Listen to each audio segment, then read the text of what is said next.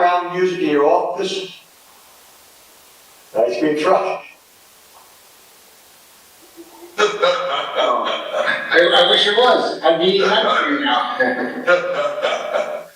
We're going to start in a minute. I'm just waiting to get confirmation we can go live. Then we'll open up. I think we have 1, 2, 3, 4, 5, 6 commissioners right now. So we'll do it.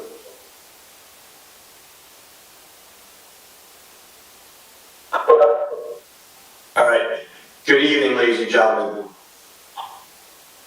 Welcome to the June 24, 2021, 7:30 p.m. City of Paterson Zoning Board of Adjustment meeting. Let's stand for the Pledge of Allegiance, please. Pledge of Allegiance to the flag of the United States of America and to the republic for which it stands, one nation, under God, indivisible, with liberty and justice for all.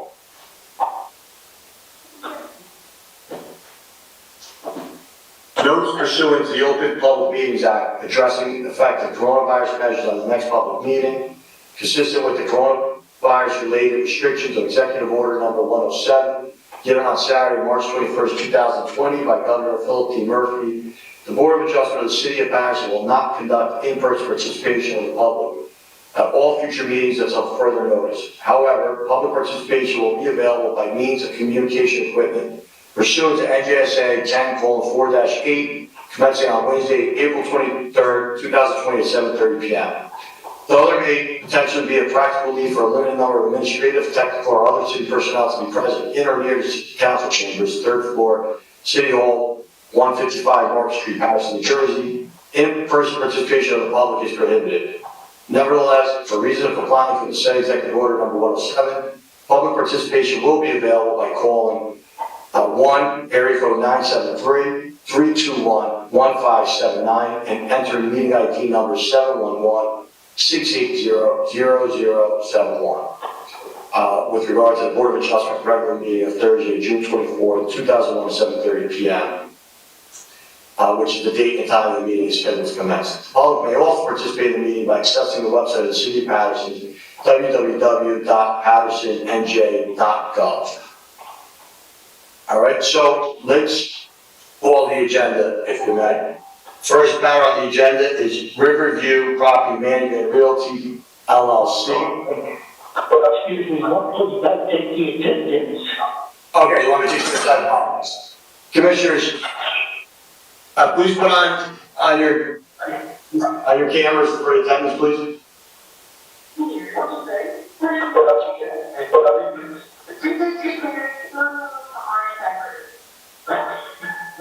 Mr. Dumas. Yes. Commissioner Furman. Present. Roheen. Present. Chairman Jackson.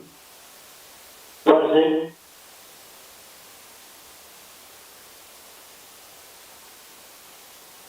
Chairman, I think you're muted.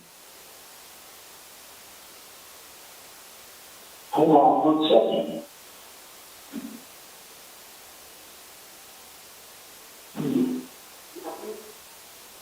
I'm not. No, I'm not. I can hear Can you. you hear me? You're there. I can hear you. You're present. I got you, Mark. Mr. Torres-Arena. Present.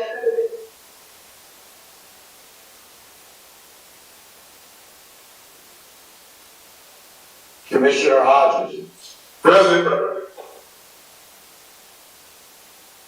Levine. Commissioner Levine. Not present. Commissioner Manalo. Council, the court report is trying to get your attention. Oh.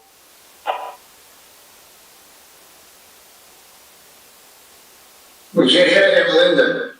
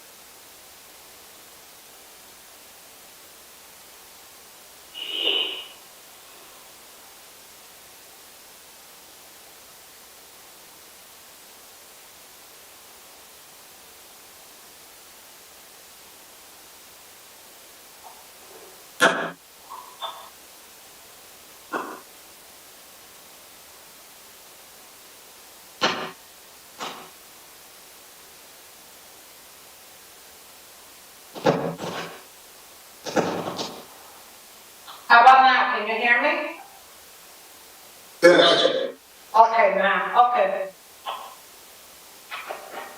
All right, we're just gonna do, we're gonna Give me do one the attendance. second, please. Yeah, no, we're off for a second. We're gonna do the attendance.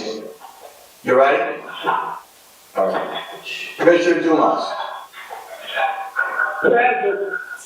Commissioner Furman, Present. Commissioner Wahid, Present. Chairman Paterson, Present. Commissioner Levine, not present. Commissioner Hodges, Present.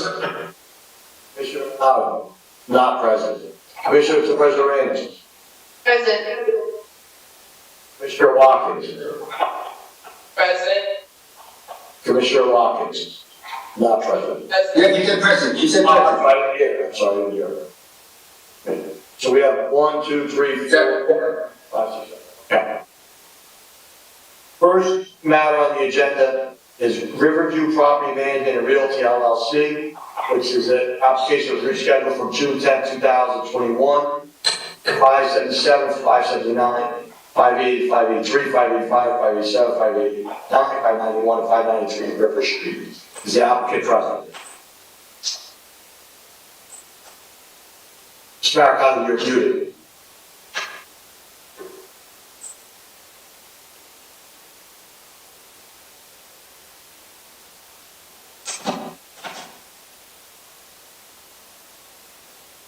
All right, we'll come back to matter one in a moment. Second matter on the agenda is BTF Holdings LLC, also carried for June 10, 2021 meeting, 182-188 East 33rd Street.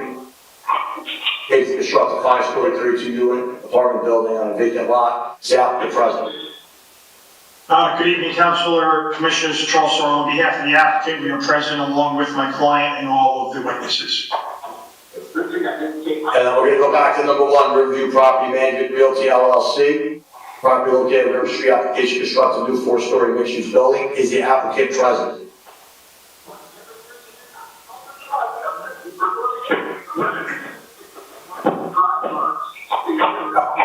I know Mr. Maricano is present, and he's obviously having technical difficulties. Chairman Paterson, do you want to give it 5 minutes, or do you want to just take the second application?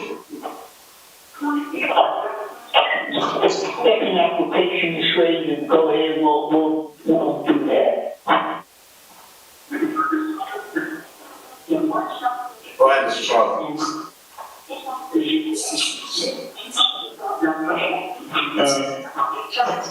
Councilor, this is Charles Sorrell.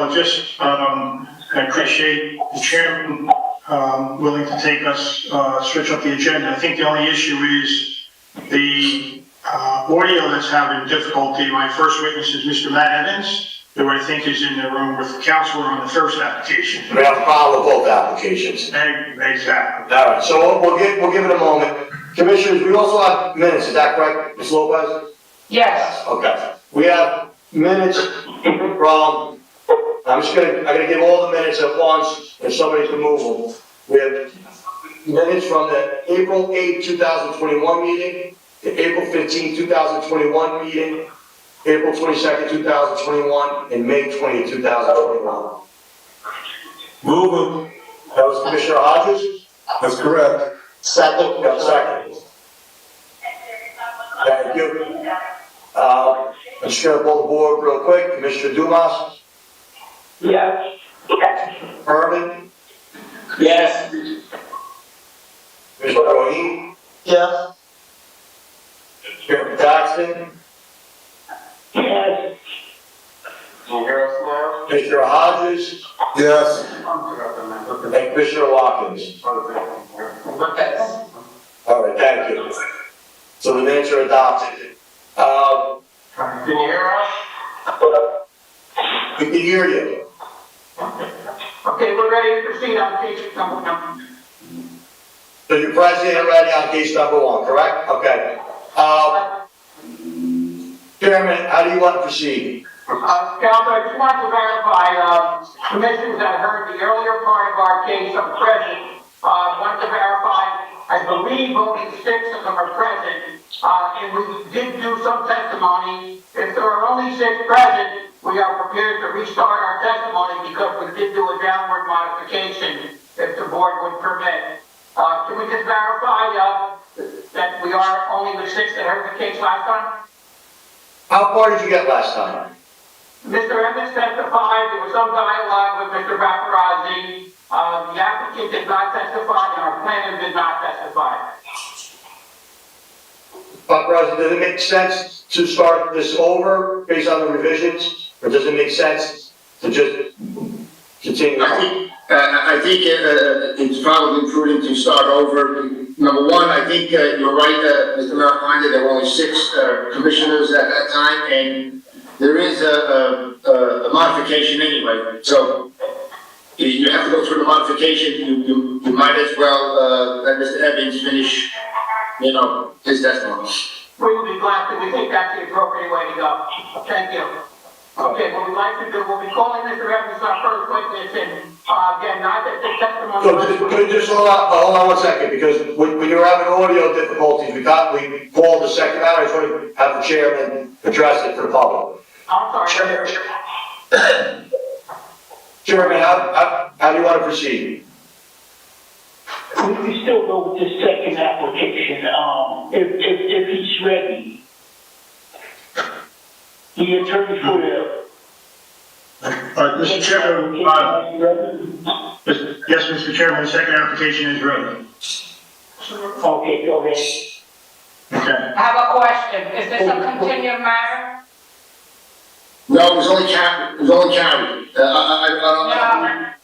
I think they were heard in January. Yes. January 21? Yes, that is correct. We have a similar situation as prior counsel, Mr. Nakana had indicated. We did start our hearing on January 21st. Mr. Evans did testify to a certain extent. There were a lot of questions and comments from Mr. Paparazzi as well as some of the commissioners. At that point in time, we did ask for an adjournment so that we could go back and address the comments in a beneficial manner for the benefit of the board. And it was my intention that given the revisions that have been submitted to in revised drawings to the commissioners, that the testimony from Mr. Evans would start anew. I don't think it would be too much of an impact to the commissioners in terms of the timelines. Mr. Chairman and Council, we're also ready, ready to proceed as well. Flip a coin. Well, Mr. Chairman, it's up to you. Let's move with item number 2. Okay, that's How fine. many Thank you. witnesses, excuse me, how many witnesses do you have? We only have 2. We have Mr. Evans, and then we have, as a planner, Mr. George Rita Williams. Oh, Lord. We're back to 1. Yes, let's go back to number 1.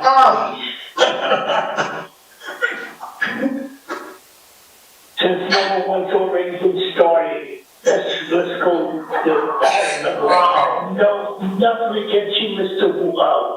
Williams, but we'll give you time to get your program together. Alan, are you ready to go?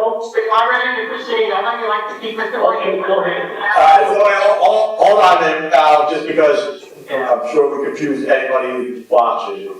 For members of the public, we are proceeding at this time with the first matter on the agenda, Riverview Property Manager Realty LLC, for the property located at River Street. The application constructs a new 4-story mixed-use building. Go ahead. Thank you very much, and thank you to Mr. Sarlo for your courtesy as well. We are, again, before you this evening, we are starting anew in terms of testimony. We'll be calling Mr. Evans. We'll be calling the office of John McDonough as our planner, and we'll be calling the applicant as well. What we'd like to start off with, again, since we're starting anew, is a general recitation of where we are. We're in the B1 neighborhood business zone. This is an area on River Street which I know the commissioners are very familiar with. There have been previous applications on this River Street area. with the prior buildings that were on site, that are no longer going to be occupied. And this applicant has taken it upon himself to acquire multiple lots, and all previous attempts to develop the old Tropicana restaurant and bar have been withdrawn. So we're starting hopefully here with a very fresh, new, exciting application on the River Street corridor along 6th Avenue intersection. This is the site, this is an area in clear need of development. This development representing will be mixed use in nature in terms of medical professional uses on the first floor and residential above. Not relying upon any prior testimony in any way whatsoever, but based on our dialogue with the planner, these are plans that are being presented anew, which are reduced in nature, and we made some modifications to accommodate the staff comments as well. So again, we are hopeful that the board will consider this site with a fresh perspective. We've also been able to acquire sufficient space for very substantial on-site parking on East 12th Street side, which Mr. Evans will testify to as well. That being said, we'll call Mr. Evans at this time. Mr. Evans, please raise your right hand. Do you swear affirm testimony you're about to give is the truth, the whole truth, and nothing but the truth? Yes, I do. State your full name for the record. Matthew Evans, architect planner, 470 Chamberlain Ave, Paterson, New Jersey. Okay, Mr. Chairman, Mr. Evans been before us as an architect. Yes. Is accepted, thank you. Okay, Mr. Evans, in this case, you'll be testifying as an architect having drawn the site plan, is that right? Yes. Okay, if you can, your plan is posted, as can we be seen as posted here, hopefully momentarily? Okay, is the posting visible? I guess, okay. Yes, it is. Okay, thank you, Commissioner Iverson. Matt, if you would start off with the first part of your rendering and give us an overview of the site first, just a little background in terms of what we're doing to completely renovate and redevelop this area. Okay, so what we have a revised plan. It's dated 5/26/21. Basically, that's the revision based on the previous meeting. But we are proposing 39 apartment units. We've reduced that to 39. Going back to the site plan. Yeah, give us an overview of the site. Again, remember we're starting to, this is an open hearing. So give us an overview first of what the site looks like now and why this is such a positive development in that sense. So you can see site location map we show. It shows several lots, which are basically my client accumulated to create one lot. It's at the intersection of 6th Avenue, River Street, and to the rear, it's East 12th Street, dead ends into our property. Adjacent, there's an industrial building, a 4-story industrial building, and then there's a lot of mixed use and commercial along the River Street corridor. Basically, along the street, zero lot line condition throughout. So you can see from the tax map location, we have showing the lots, previously the go-go bar and the rooming house at the corner, and then there were several frame buildings which were destroyed by fire, and now we're proposing to assemble those lots and create one new construction, which would be mixed use with apartments and parking below. Okay, so you can proceed with the various floors and development that you're proposing first on the ground level. Okay, so you can see that the site show has landscaping and lighting, and also shows how the basic configuration of the property. We have the building, which is shaded in gray. And then, as you can see, in the gray area, we have some parking underneath that building. There's a platform deck in the rear, which has parking, which is ramp up. And then on East 12th Street, we have a ramp down to the lower level of parking. So what we're doing is we're proposing 2 levels of parking for this property.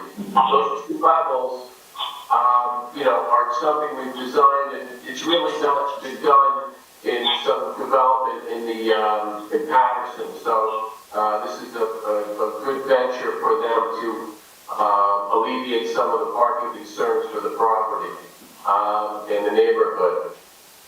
So, that is the site plan. We'll go to, On the ground level, before you do, if you wouldn't mind, you're designing, how are you laying out the commercial space as a potential user? yeah, so you have the parking, we show, in the back, and then I'll show you the floor plan. We have it basically flanking River and 6th Avenue on the frontage. Right. And I can show you the rendering a little bit too. So what we have is, from the previous design, we were able to reconfigure based on the planner's comments, and we were able to get a few more parking spaces out of it and reduce the net commercial area and the apartments. So we have, right now we have 95 parking spaces in total. Showing, this is the lower level parking, this is the lowest level of the building. This shows the ramp coming up and down. It comes down into the gray area, which is the circulation area. That shows the parking that we propose predominantly for the apartments. And there's an elevator centrally located in the middle with fire stairs to the right side and to the left. We also have the areas where we propose bicycle parking and storage on that lower level. So, going to the next sheet, that's sheet A2, we show basically street level at 6th Avenue and River Street. We have two basic commercial tenant spaces. We have 6657 at the intersection of 6th and River. Then we have 2383 commercial space on the River Street side to the right of that. Now, based on the concerns of the last submission, we show the elevator bank in the center. So when you enter the building on River Street, this is going to be the main entrance to the apartments. We have the refuse recycling, we've enlarged that also. And we have the elevator, mechanical room, sprinkler room, and a mail package room, and a building maintenance office on that area there. So that's what we revised. So on the right Hold on one second, Travis, I don't want to interrupt you. Let the record reflect that Commissioner Levine is present. He's been present for a few moments. I just didn't want to interrupt Mr. Evans while he was on a roll, going through all the reports. Okay. And so is Commissioner Manaro. Oh, okay, I didn't realize. Thank you. So we'll be taking them into account as voting commissioners, Counselor?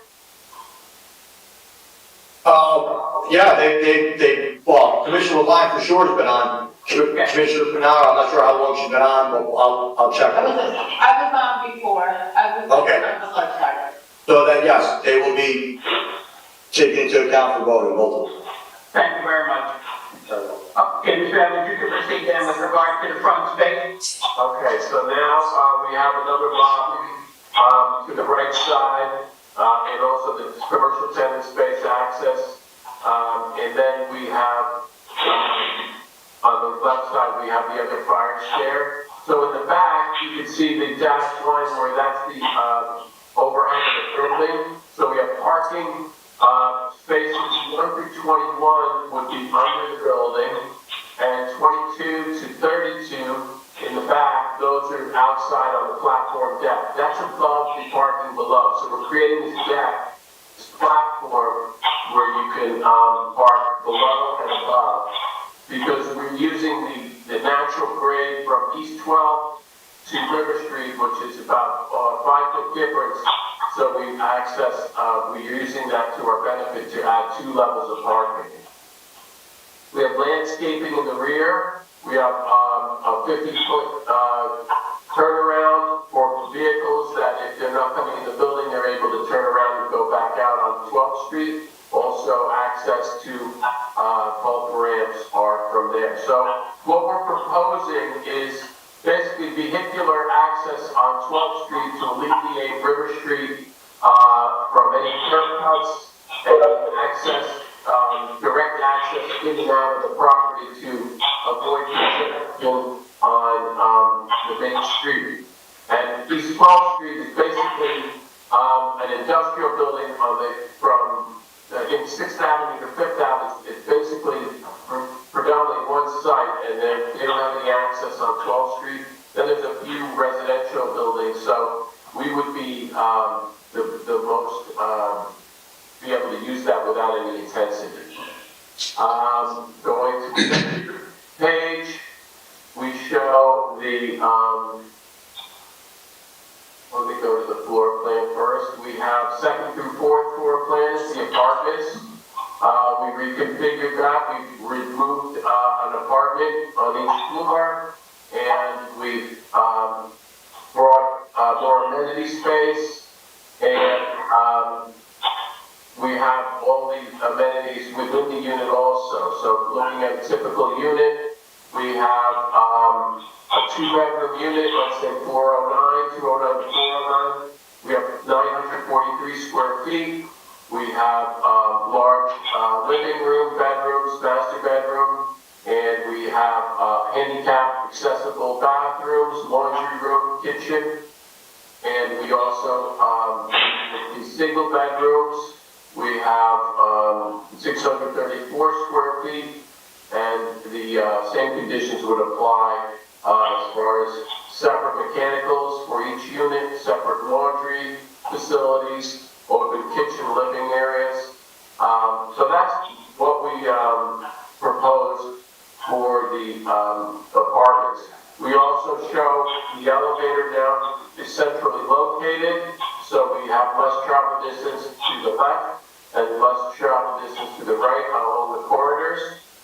So we have the janitor room, we have recycling and refuse chutes and garbage rooms on each floor. And that's also moved to the center of the property as Yeah, well? okay, when people get on the elevator, before they get on, they can, go to the refuse area. And we have a nice large lobby, which is used as a waiting area or a common area. And that would be the extent of the residential floor. The roof plan we show mechanicals, and we also show the access to our rooftop amenity space. So the elevator brings you up. We have an interior area, terrace lobby. We have a powder room, garbage chute also, and a work sink. Then we have the terrace area, which approximately is 4,800 square feet, to accommodate all the amenity space for the tenants as per the ordinance. So this would be essentially what we would call passive recreational space? Yeah. And this is going to be fenced in accordance with all city codes? Yeah, it's got, and all the life safety codes would be addressed in that also, so that would be the most important thing. We have the elevation. I'll go to the rendering in a minute, but I'll just show you. This is the River Street. This line here shows 6th Avenue and River Street intersection with the entrances, and we show different mixes of material, brick, aluminum. It's basically pigmented aluminum panels we're using, and then we have railings for the amenity space above. That's basically the main facade of the building. Then we have East 12th Street, that you can see we have a ramp coming up to the upper level, then the ramp that goes down to the lower level of parking. And that rear area is going to be where all deliveries, pickups, drop-offs of packages and so forth will occur? Yes, there'll be no access. It'll all be for the retail, commercial areas, and residential would be all parking on-site with the access from 12th Street. Going to, that's basically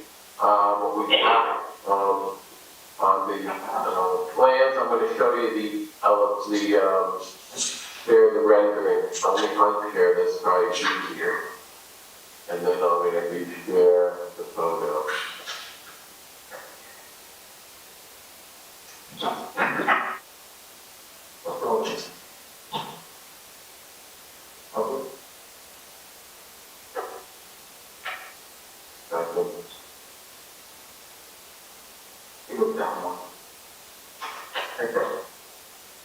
Oh, yeah, sorry.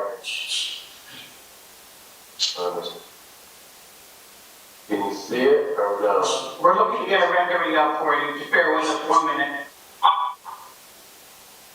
Of what the project is projected to be upon full development. Yeah.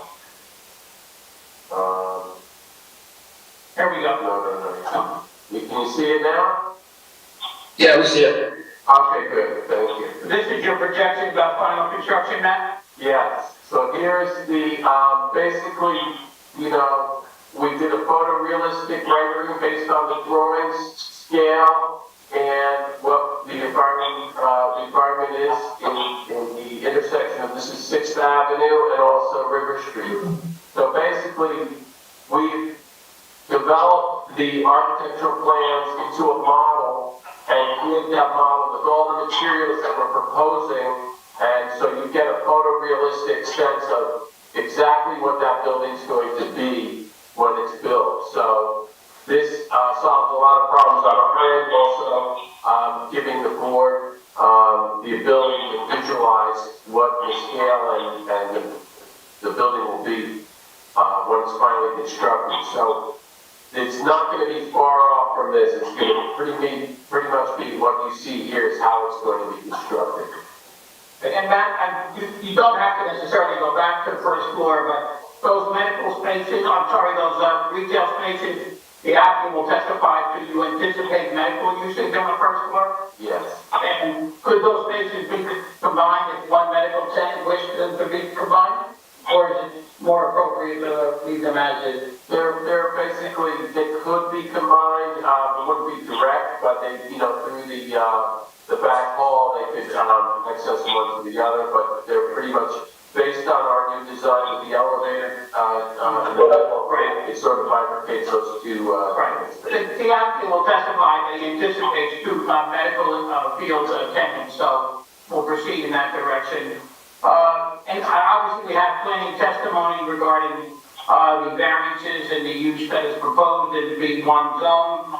Is there anything else you wish to add? Anything else that you wanted to address in terms of changes to your plan, or do you think you covered that? I think we addressed, based on the last meeting, I guess we could hear from the planner to see Right. how well we achieved what we discussed at the last meeting, but I think we tried to address it, all those conditions as best we could based on the last review. Okay.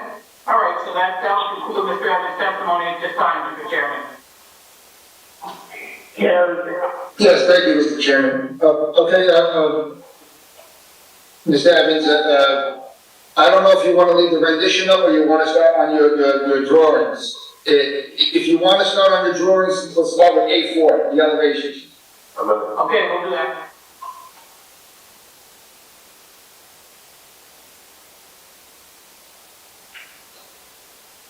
A4? Yep. Please. Okay. Okay, now on the top drawing, which is the River Street elevation, you have 3 awning projections that come out onto city property because you're proposing the building to be on the line. I think I mentioned this last time, but I know we're doing a new rendition, and even your rendition shows those awnings, and your building is on line. City engineer will not allow that, and and this board does not have the authority to let you use city property for your application, not even for a fire escape, according to city engineer. So, those would have to come off, or you have to set back the building, which I thought would be a better idea, but those would have to come off, okay? Yes, that's not a problem. We accept that, yes. Okay, I'm gonna mark them, hold on. All right, now if you want to go to A3.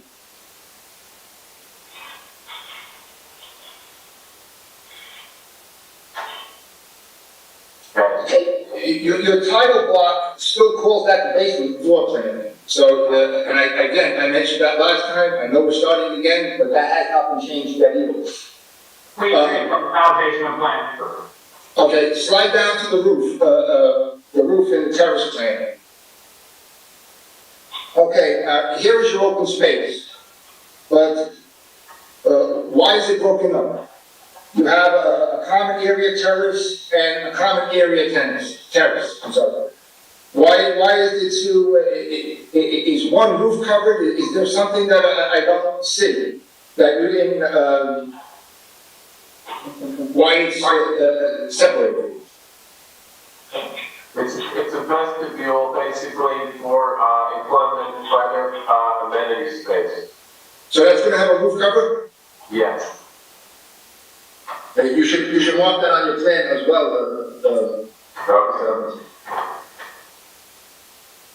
Okay, Hold on one second, Gavin. We have a number, 732, and then the last two numbers are 55. Can you identify yourself?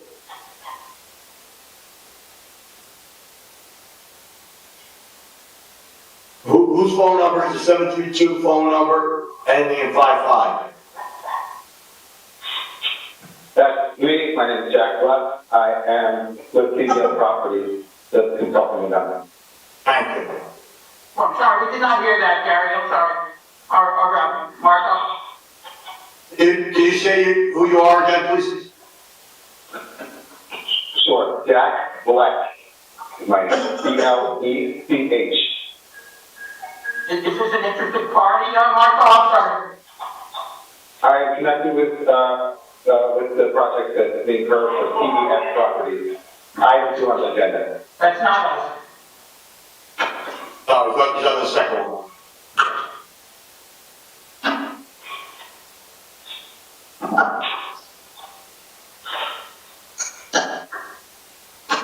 Go ahead, Jack. okay. All right, then I guess we can go to, A2 now,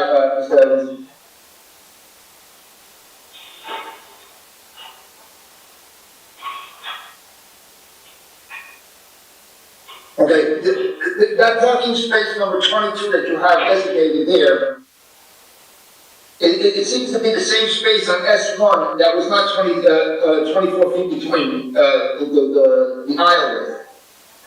And all you did was slap a number. I don't have it to scale, and I was wondering if you could explain that. Well, we showed, like, from last time, we have 24 feet back up between 21, 22, and we have 18'1", and then we have a 9.5 foot width, adjacent space, so, it's a little over 9 feet. So I wanted to make sure that we were able to fit that, so we dimensioned it to show that, it conforms. All right, you want to go to the lower level? I have a question on A1.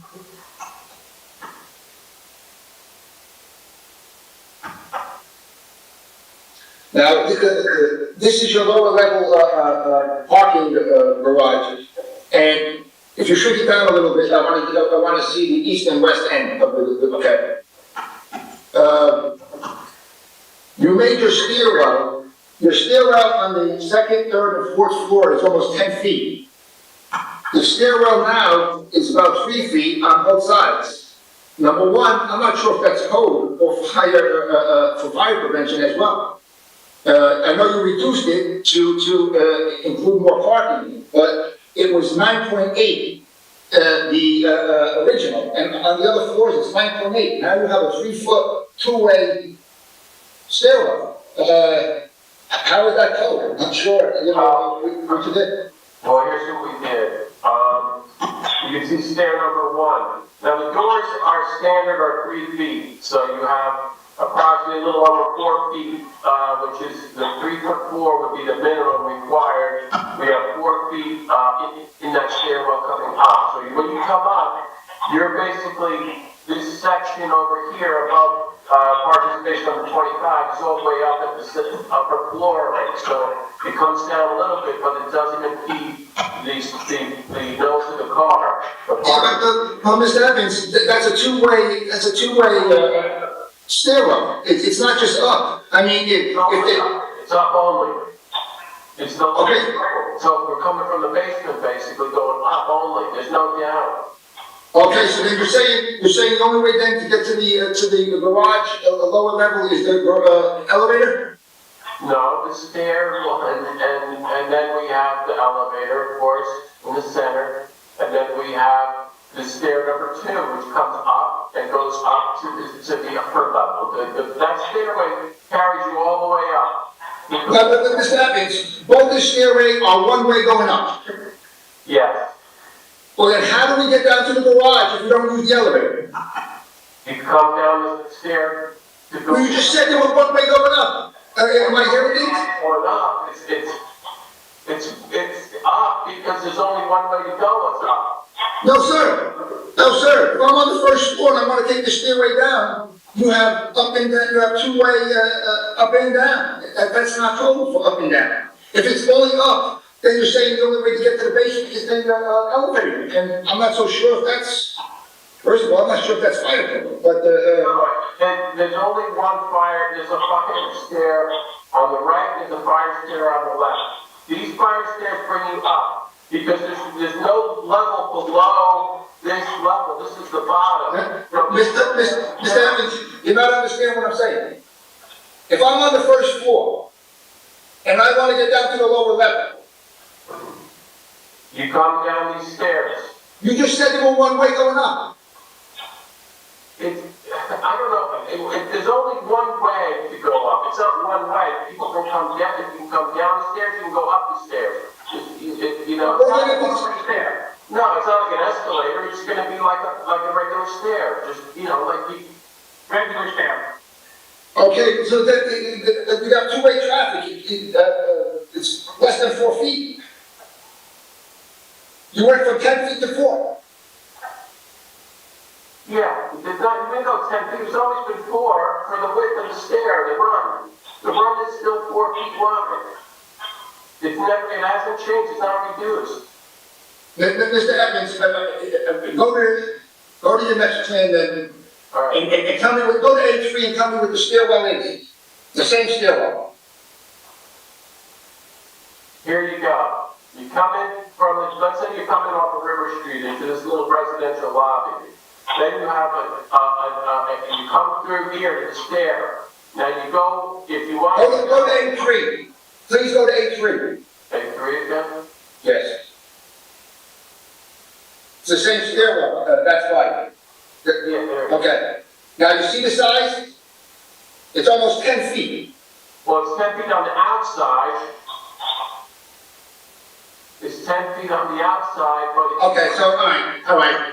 I'm not gonna get through you, but it's 10 feet, on the first, second, third, fourth floor, and the basement is 4. That's what I don't like. All right, let's go to another plan, because obviously I'm not going to do it. Well, I don't think you understand what we designed. I mean, this is basically what we do for many apartment buildings. I don't understand how it, you know. It went from 10 feet wide to 4 feet for two-way traffic. That's not, well, I'll let engineering deal with that if there's an issue. Let's go to S1. We'll certainly be willing to make any adjustments, post-approval if granted with regard to engineering and fire safety code. That's true, Mr. Americano, but it reduces your parking. Like it did, on your original plan, it was 9.8, like the rest of the stairs. Now you cut it down to 4 feet to add those spaces, which, that's where my issue is. Okay. Now, go to this one. The zoning chart.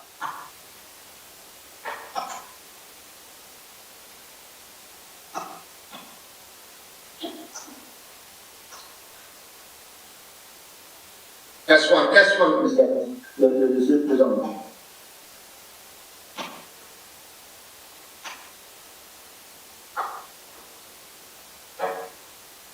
All right, for floor area ratio, my calculation, you have 3.8, I have 4.5.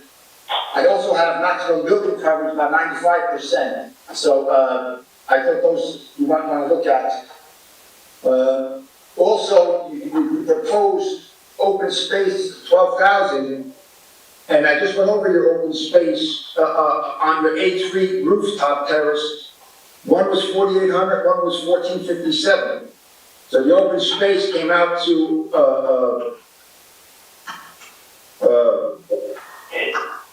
the two, I guess it's two numbers added now, because I didn't understand why there were two different, but it's, 48 and 15, 48 and 14, which is 6,200 square feet. So you just have to change your plan to reflect that.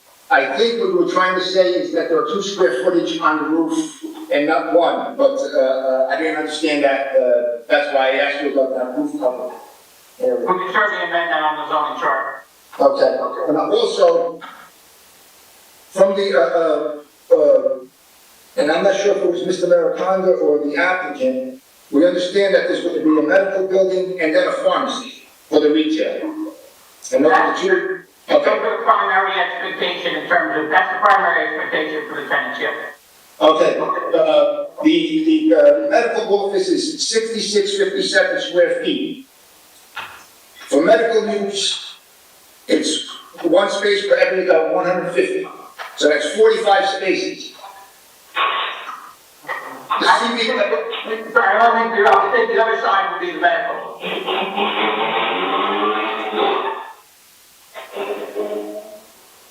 the other side, the smaller side is going to be medical. The medical was going to be the whole thing at one time. Well, the anticipation is medical and pharmacy. Mr. Evans, do you have any reference to that, or do you want to have Mr. Mindy come on and talk about that? Well, we can discuss that, with the applicant. But which side is going to intend to be the medical office? Let's clarify that. Now, the smaller side. The smaller side. You're All right. likely to be in urgent care. The smaller side is going to be the urgent care. That's the expectation, yes. Okay. All right. 1 second. Then I need a second to revise. Sure, we appreciate it.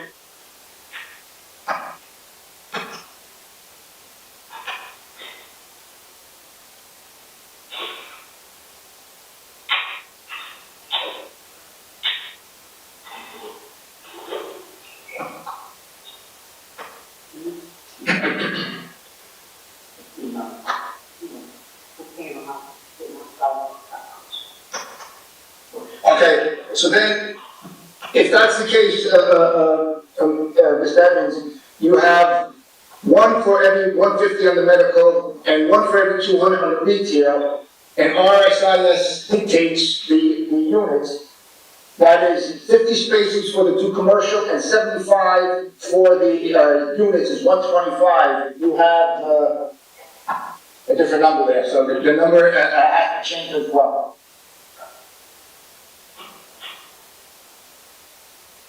So the parking requirement then is 125, Gary? Well, if the walk-in is going to be the smaller medical place, then yes. Yes. Okay, so now it's 125 spaces required, Right. and with clarification, you're providing 95, so you're 30 short. Correct. Okay. Now, Mr. Evans, with respect to the 30 short, and I know you have a planner, I just want to address this because it's on your zoning chart. Yes. When you have like and I'm not going to say CVS because all the pharmacies, I'll just say pharmacy, I shouldn't say CVS. Generally, the times are the same, yeah. Yeah, okay, but most of those people that are going to park are going to park on the street because you're not going to run into the store, you're not going to run into a CVS to pick up a prescription or a lottery ticket or cigarettes. You're not going to go around the back, go into a lower level, then come up either the stairs or elevator to get into the CVS. You're not going to go, it doesn't work that way, that you're going to spend 10 minutes to park for 2 minutes to run in and out. So, even though you're 30 spaces short, I think the impact is going to be a little bit more on River Street especially since the fact, which I alluded to in past testimony, I've been at the site a dozen times, and every time I've been there, there's double parking. There's no parking for one car, and there's double parking on both sides of the street, which impacts the small mom and pop businesses across the street, but it impacts probably the police department, and that's where I have an issue. I thought it would be better and again, I know this is not my call, but to have the building pulled back off of River Street. I mean, you're occupying 95% of the lot. If you pulled it back somewhat, at least the people that are running in the pharmacy can pull in front, and maybe if there's some parking in front, it would save some of the double parking, which would probably go to triple park on River Street. You know, and I have an issue with that, only because I've been there a lot, and I don't see how that's going to change with the expectation of at least 30 spaces short. But I know we'll leave that to your planner. But Right. We definitely, we have a respectful disagreement there, especially because the parking needs will fluctuate in different times of the day as it relates to the business needs and the residential needs. But we'll talk about that more with our planning testimony. Okay, that's all I have, Mr. Chairman, for Mr. Evans. Thank you. Any commissioners have questions of the architect? Yes, this is Jonathan Hodges. How many units are you proposing? 39. 39 units. Yes. And you'll have double, I guess, 2 bedrooms? How many? Yeah, Mr. Hodges, we have a 4-story building with basement parking, ground garage parking. There's 2 commercial spaces, 39 units, 18 one-bedrooms, 12 two-bedrooms, and 9 three-bedrooms. So it's 18, 12, and 9. That's your 39 for the residential units, and 9 three-bedrooms. Don't you have tandem parking? Don't you have tandem parking? yes. Well, the tandem parking can be used for the 2 and the 3 bedrooms, so I didn't have an issue with the tandem parking, Mr. Hodges. Okay. But that is the intent, is to have tandem parking for the 2 and 3 bedrooms? Yeah. Well, it would have to be designated that way if the application is approved, because it doesn't work otherwise. And then you'll have a bigger parking issue. And so that's why I want to make that statement on the record, that it has to be tandem parking for the 2 and 3 bedrooms. Absolutely, yes. And no one else can use those spots, because if the 2-bedroom tandem parking tenant pulls in, somebody who wants to go to the clinic can't pull in behind him. So you lose that space other than for 2 and 3 bedrooms. Thank you.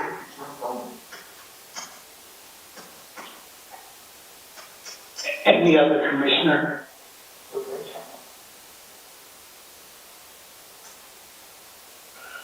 So, can you open it up to the public, please? Yes, thank you, Chairman. To the members of the public, if you have any questions of this witness with regard to the testimony he just gave, with regard to the plans, please call 973-321-1579, and when prompted to, enter meeting ID number 711-680-0071. Once again, phone number is 973-321-1579, meeting ID number 711-680-0071. Let's give it a moment, please.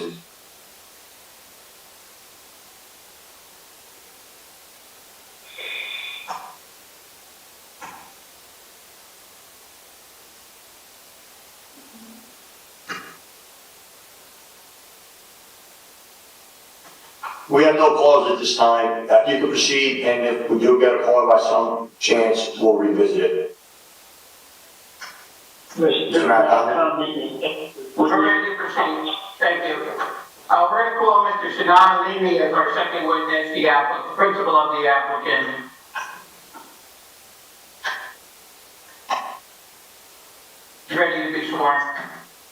Is he in the room with you or? Yes, he is. Right here. You can say, Oh, I'm sorry. he switched with You Mr. Evans. swear, do you swear affirm testimony you're about to give is the truth, the whole truth, and nothing but the truth? Yes, I do. State your full name for the record, speak up, please. Sinan Alimi, S-I-N-A-N, last name is A-L-I-M-I. Glenn, are you hearing him okay? It's, he needs to raise his voice a little. Which one's back? You bring us. Hi, my name is Sinan, S-I-N-A-N, last name is Alimi, A-L-I-M-I. Okay, Mr. Levy, you are the principal of Riverview Property Management and Realty, is that correct? That's correct. And obviously, you've heard all the testimony of Mr. Evans and the dialogue with the commissioners and Mr. Paparazzi. Correct. And are you in full agreement with Mr. Evans' testimony this evening? Yes. And also the suggestions and ideas that have been delivered back and forth, you're okay with those as well? Yes. Okay. Well, we've got just review briefly. You're an experienced developer in the city of Paterson. Yes. How long has your family been involved with construction, development, and management of residential and mixed-use real estate? Over 20 years here in Paterson. Okay. And obviously, this site is a large site. You're hoping to remove what has been a very difficult problem on River Street with regard to the old Tropicana, the old dilapidated storefronts that were there, and it's your plan to develop high-quality housing here. Is that correct? That's correct. Okay. So there will be elimination of multiple buildings that have caused maybe some of the problems that have been talked about earlier tonight by the planner. With regard to the use of the building, you've already had some discussions about potential medical tenants, and you agree that the most likely tenant is a medical office in the smaller retail space? Correct. And you've also had, that would be an urgent care type facility? Yes, it would be urgent care. And you also have discussions ongoing with a small pharmacy as well? Correct, yes. And it would be your expectation that this is designed to serve the immediate neighborhood, the residential neighborhood across and along River Street, up 6th Avenue, 5th Avenue, that area, right? Yes. You're very familiar with that area. In fact, you grew up there, is that right? That's correct. And you know the need, in your opinion, for this type of service? Yes, there's nothing there. And also the residential need is well known to you in that area as well? Correct. There's no good apartments. Everybody that works in that area in Bunker Hill is renting in Hale Prospect Park. The idea is to bring them to live here, work here. Can everybody hear Mr. Alini? Are we hearing us okay, everyone? Yes. Okay. Just wanted to remind him to keep his voice up. With regard to this proposal, then you're in full agreement with the testimony that's been offered so far? Yes. Okay. That's all I have, Mr. Alini, right now. We may need to return to him, but basically we're going to be moving forward with our planning testimony after the questions for Mr. Alini, if any. Gary, Yes, thank you, Mr. Chairman. Mr. Alimi, Mr. Maracanda just alluded to the fact that it was a smaller pharmacy. I think you just mentioned that the smaller commercial space will be the walk-in clinic and the pharmacy will be the larger spot. Is that correct? That is correct. Okay. You also, Mr. Alimi, you made some sort of testimony at your first appearance here about having a private boiler. Now, because the containers for 39 units in two medical buildings are we don't have enough. So I want to confirm that you are going to have a private boiler, right? Yes, we are. Okay. Now, also, which I would have liked to see is because the medical building, medical waste has to be disposed of separately and picked up separately by an authorized agent. And I would have liked to see that, like I said, the building set back so they could come, pick up, and leave, because that is a different hauler than your garbage and your recycling. Unfortunately, it's not there, and You did the layout the way you did the layout, but it's probably not the best layout. We feel that the pickup and deliveries and removal of waste can be accomplished very successfully in the rear of the East 12th Street sign, as Mr. Evans has testified to. And we had concerns about pulling the building back off the front setback in terms of parking in the front and also creating maybe more problems by having backouts onto River Street. But that's obviously a respectful disagreement that we might have. Well, Mr. Maracanda, if I'm coming to pick up the medical waste, then I have to drive in off of 12th, go into the basement, then take the elevator up, come out to River Street, go into the commercial medical building, and then go back. It's not, the disagreement is real because it's not convenient. What's going to happen is they're going to double park like everybody else on River Street over there. We don't think that that's how it would be accomplished. Can you describe that a little more, or not, we'll refer back to that? Yes, the idea that we have here is the ground floor parking, that's for all residential units. On the second floor parking, which will be even, level of River Street, that's the parking for some of the residential view, if needed, but also basically medical, whatever's going in there. And that pickup will happen there, on that mezzanine level of parking. And they're going to allocate somehow, I don't know how much they need. I mean, I know City MD has scoped this out, and they didn't have that much garbage. They didn't even have a big container, for the medical. It was a small trash can that they got empty on the basis every morning, or they had the labs come pick up their blood work.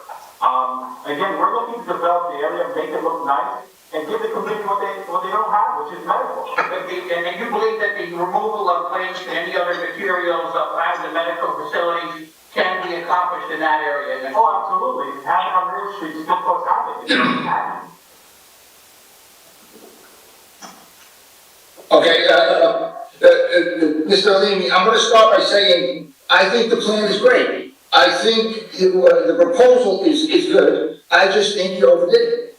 I think that the floor area ratio is greater than 3 times what is allowed. Greater than 3 times, which means, you're stuffing a little bit too much into what you're allowed to do. Now, of course it's going to happen, but you need 50 parking spaces for the 2 commercial units. And the maximum you have is, not counting the handicap, is anywhere from 18 to 20.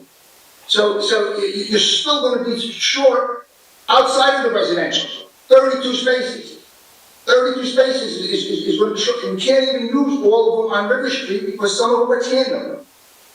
So they have to be for tenants. So if I'm picking up waste, no matter if it's a shopping bag or a barrel, I still have to come in, drive, go through the lobby, come out to River Street, and go either right or left to your commercial building. It's not convenient. I disagree with you, and I'm going to stress that in my closing statement, because that is not. And I would guarantee, if the building was approved, that's not what would be happening. But you know what? The commissioners are not stupid. They know. They know that area as well as I do. Oh, better than I do, I'm sorry. They know better than I do. That's all I have for Mr. Alimi. And Mr. Alimi, I know you're a good builder, and I know that the proposal is great. It's just that you doubled and tripled up your variances when you probably could have concentrated on just a little bit smaller aspect of the same thing, and maybe not have 30 parking spaces short, which is going to triple those mom and pop shops, and you're going to have other police calls and other issues, and constant double parking. But I do like your concept. I do like your concept, but I wish it was smaller. We appreciate that. We appreciate that. I just wanted to say, and again, we understand the variances will be what they are, and the planner is also going to be talking about that. But this type of facility in a Paterson residential neighborhood, or adjacent to a residential neighborhood, we believe will serve this neighborhood to a great extent on a walk-in basis to medical facilities, and we have regular bus transportation right on River Street. So we do think that the variance need for parking will not be as great as the technical variances that are being sought. That's our general concept. That is true, Mr. Evans, and I'll answer that to, I guess, Mr. Flynn. But it's possible that you might not need 125 spaces, but it is also possible that you will. And it's also possible that you might need more. So we have to go by what the code gives us. The code says 125, that means you're gonna have 30 cars on the street. If we don't think You know, that's what. Yeah, we know what the code requires, but we're asking the commission to draw on their experience, knowledge, and working relationship with this neighborhood that many of them have to deal with the practical situation. That's all my point is. All right, that's all I have, Mr. Chairman, for, Any commissioners have questions?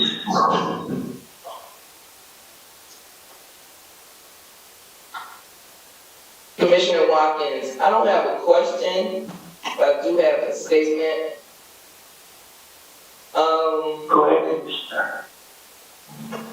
Anyone that lives in Paterson and knows Paterson, Gary is 100% right. The project manager can only manage the inside of the building, not what happens on the outside of the building. If anybody knows River Street and that location, they double park now. When that beautiful building comes there and folk need to run in and get their medicine or whatever, they're not gonna go around that corner. Anybody that knows Paterson knows that's what's gonna happen. Beautiful building, beautiful. And yes, does Paterson need it? Absolutely. But what Gary is saying is absolutely right. And if you live in Paterson, you know the neighborhood, you know what he's saying right. I'm not knocking anything else, but what Gary is saying is absolutely correct. And this is And John. while I have everyone's attention, have the taxes and sewer been paid? All the documentation was provided to the board secretary before the first meeting. All lots and lots are covered up to date. Thank you. And this is Jonathan Hodges, and I certainly want to second what Commissioner Watkins has stated. I'm very uncomfortable with the lack of 30 spaces for that area. As it is currently now, it is very difficult to park on River Street. And it's just there's no place to go. So if you have 30 potential spaces that need to be addressed, let's say even 15. You couldn't have, say, 15, but where are they going to park? And if you're coming to service a medical facility, either a pharmacy or some sort of medical center, you're going to have people who need to park because they're going to drive there to them. So I'm very concerned about that. And I don't know how you remedy this, but I'm very concerned about the density of this project. Any other commissioner? Okay, Mr. Rock, could you open it up to the public, please? Yes, thank you, Chairman. To the members of the public, if you have any questions of the applicant, please call 973-321-1579 and enter meeting ID number 711-680-0071. Let's give it a moment and see if anybody calls.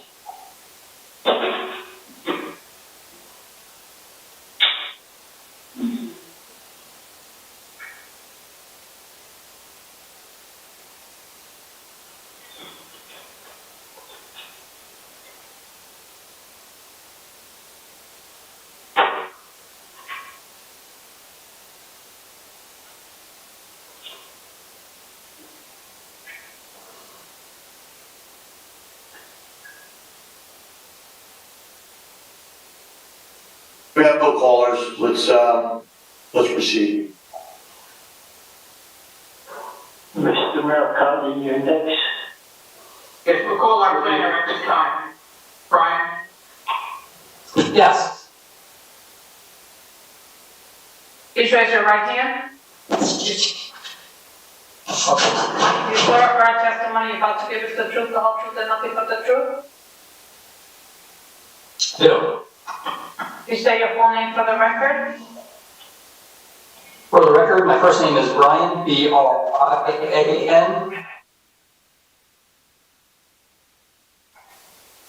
Brian, would you state your professional affiliation, what office, and also your background in terms of licensing and appearances before municipal boards, if you would? Sure, I'm working with John McDonough Associates at 101 Gibraltar Drive, Morris Plains, New Jersey.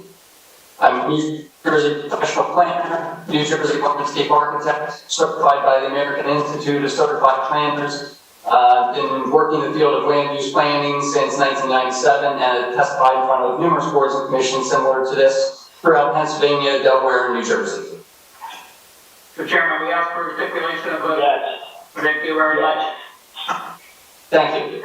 Okay, Brian, if you would, obviously you've heard all the testimony and all the dialogue this evening, I assume? I have, yes. Okay, great. With regard to this site, obviously you've had an opportunity to analyze it, both in terms of the on-site and also the site plans that are prepared by Mr. Evans. Correct. In addition to the land use ordinances, site conditions, master plan, correct. Okay, thank you. If you would, take us through your testimony with regard to the suitability of this application in the B1 neighborhood business district. Sure. The site is located in a mixed-use area. It's a corner lot, as you heard. It's adjacent to a tall multi-story building, which is similar to height to what is proposed as part of this application. The existing site is predominantly vacant land and a parking lot. The plan, as you heard, is to redevelop this with a new mixed-use building with apartments and first-floor medical or retail users. The site is located in the B1 zone. The current condition of the parking lot is not consistent with the zone plan. Zoning relief, as according to the planner's report here, and I agree, requires C and D relief in addition to the site plan approval. I believe that all statutory criteria for granting the relief can be met. Regarding the approvals and the criteria, regarding the positive criteria, the project offers a number of public benefits. Will generate consumer population to support the local businesses. It will promote a revitalization of the area, which is a key goal of the master plan. It will improve the aesthetics of the site, add value to the quality of the area and to the neighborhood. It's consistent with the planning goals for efficient land use and variety of land use in the area. And it's particularly suited for the use. The area is mixed use, a blend of both residential and commercial uses around it. The master plan specifically speaks to River Street as being the divide between the industrial areas and the residential area. This project becomes that building and development that is really a mix of both of those uses. Regarding the negative criteria, none of the variants will cause substantial detriment to the area or to the zone plan. The use is compatible with the mixed-use character of the area. The floor area is appropriate and creates a variety of uses and foot traffic on the street. The density is appropriate. The site can accommodate the density, the apartments, and the parking that's provided on site. And the parking supply will meet the actual demand of the project. While it doesn't meet the code requirements, I do believe it will meet the demand in the area. The setbacks, I believe, are consistent with the Main Street theme. Yes, they are close to the street, but that's very consistent with the Main Street and an urban setting. The project does not constitute overdevelopment of the area. In fact, I believe this building, this development can be a catalyst development project, which is a specific identification in the master plan to support catalyst type developments. I don't believe this creates an overcrowding condition for the area. The units themselves are not undersized. In fact, there are numerous 2- and 3-bedroom units associated with this. The overall massing of the building is appropriate for a Main Street setting. I believe the application is consistent with good planning practices, has minimal, if any, negative impacts, and I believe the statutory criteria for the granting of all relief is met, and the approval is warranted. Brian, if you would, with regard to the parking variance, our percentage of parking provided as compared to needed is very high, frankly, with 95 compared to 125. How does that percent strike you in terms of your experience for parking provided for a mixed-use site of this nature in an urban area? Especially based on the unit mix that's here, I do believe the parking requirements is high. Parking requirement is high. And I'm also drawn to a section of the master plan that points out issues that were identified, and parking requirements were specifically identified in the master plan as an issue. And specifically reading that section, it says it was noted that one impediment to developing is the amount of off-street parking that is required. It was stated that the parking requirements are excessive and do not reflect market conditions in those areas. And that's generally consistent here, consistent with what I'm seeing in this application. There are a significant amount of parking stalls that are provided on site, and I believe we'll address the project and the application as well as the businesses on the street. You were able to observe a public transportation on River Street as well, is that correct? Correct. In addition to, and also just to comment on the comment previously about being a significant amount of foot traffic in this area. Again, this is going to be a walkable area, an urban setting, so I do believe the commercial uses will be served by the local community by foot traffic. And when there's a mixed-use development, obviously the parking requirement is taken as a whole, combining the two residential and commercial components. But what would be your opinion about how some of that parking need is offset by differing hours of businesses as compared to residential needs for parking? Absolutely. Shared type of uses like this usually have requirements, or oftentimes have requirements or provisions, I should say, for reduction of parking. So if uses are used at different times during the day, if residents are away, there would be more parking that would be available during the daytime hours for those commercial type of businesses as well. And the same would apply in the evening for residents when businesses are closed? Correct, yes. Okay. And from a general perspective, your conclusion of the suitability and positive criteria in this application? Absolutely. I believe the positives far outweigh the negatives. This is going to be a great catalyst development for the area. And I just think it's going to be great. It's going to turn this empty vacant lot into something that's really productive and a really beautiful development here. We appreciate that very much. Again, do you see the suitability of access to the building from East 12th Street in a positive way, or in terms of meeting parking needs from your overall analysis of the site? What are your thoughts about this design? Yeah, I think it's a great design. I do like the idea of having the parking and the driveway accessible from what I'll call the rear of the building. There's limited curb cuts from either Fifth Street or River Street, which will again improve the availability of on-street parking in that area. So having circulation and access through the back of the building, 12th Street, is a great asset here and a great way to handle this essentially a dead-end street. Okay. All right, that's all I have at this time for this witness, Mr. Chairman. Yeah. Mr. Chairman. Mr. Seigel, I guess you saw my variances that I listed, and I assume you agree with them. I do, yes. Okay. The reason being that the B1 zone, we have to use the low-rise criteria because the B1 zone, which allows apartments, only allows 7 families. So the B1 zone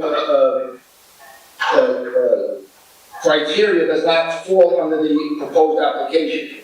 And just to note, the B1 zone has a maximum of 2.5 stories. Okay, so that would also be a D variance as well.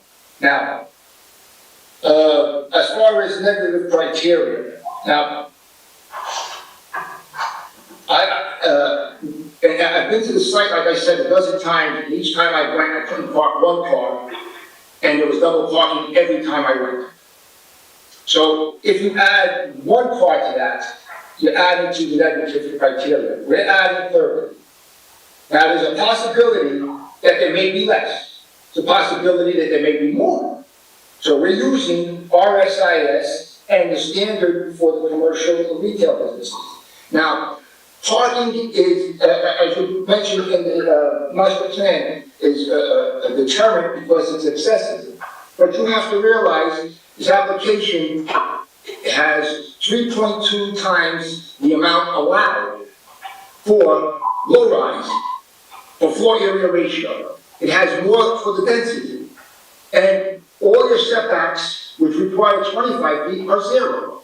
So the reason why it's excessive is because the building is excessive. It's not because the application is. And again, I love the application. I think the application would be perfect, a little bit downside. The only reason why, if you do get, and most of the traffic pharmacies are generally open till 10, 11 o'clock at night. And I don't know how the medical facility would be, but I don't have a problem at overnight parking with the residents. It's just during the day when you have to remember, you only have 10 spaces, 20 spaces available for the 50 that are required for the retail components. And you have to remember, out of those 20, you're going to have approximately maybe 10 employees. You know, the employees, if they're parking on the street, they're defeating the purpose as well. You're adding to the availability to double park. So you don't have that luxury during the day, and that's when your use will be used at the highest amount of time. Now, there will be walking traffic, which I understand, but, you know, you're building a building like this, it's 2021, you have to have some foresight on the issue of parking. Every site I go to, the reason why there's double parking is because every application comes in 30 spaces short, and people are double parking because of that. If they came in with the amount needed, you wouldn't have double parking. For example, if this space came in, let's just say, and I don't know the number, but let's just took off 10 units, and now you only need 95 spaces. Problem solved. You know? And it's not 100% solved because that drop off and pickup would still be on the street, and that's why I felt it should have been pushed back a little bit. Again, I understand Mr. Laney is a good developer, and I also understand that this is a terrific project, but the D variances that are created cause the excessiveness, which I think, and my concern, even with the 0 setback, and I could live with that along River Street as well, but the parking, if that need comes up, we're already in a bad spot, but that's my opinion. That's all I have, Mr. Chairman, for Mr. Segal. Thank you. Any commissioners have questions? Yes, this is Jonathan Hodges. Mr. Seidel, where, if you only have around 20 spaces for the commercial spaces, where do the customers park during the day?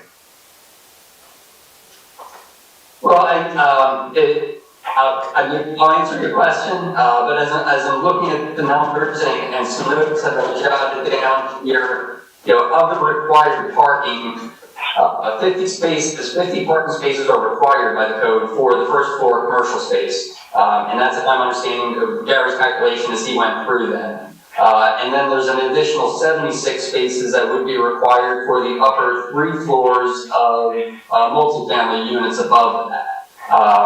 Regarding the employee parking for the first floor, I do believe the employees would be well suited to use the parking area in the rear of the building. I think that would be a great use of those spaces to address any employee parking there. But again, I also believe employees are going to be accessing this site by either foot traffic or public transportation. So for the people who can't find parking spaces, is it your intent to have them park in the residential spaces? Or will there be no designation between the two?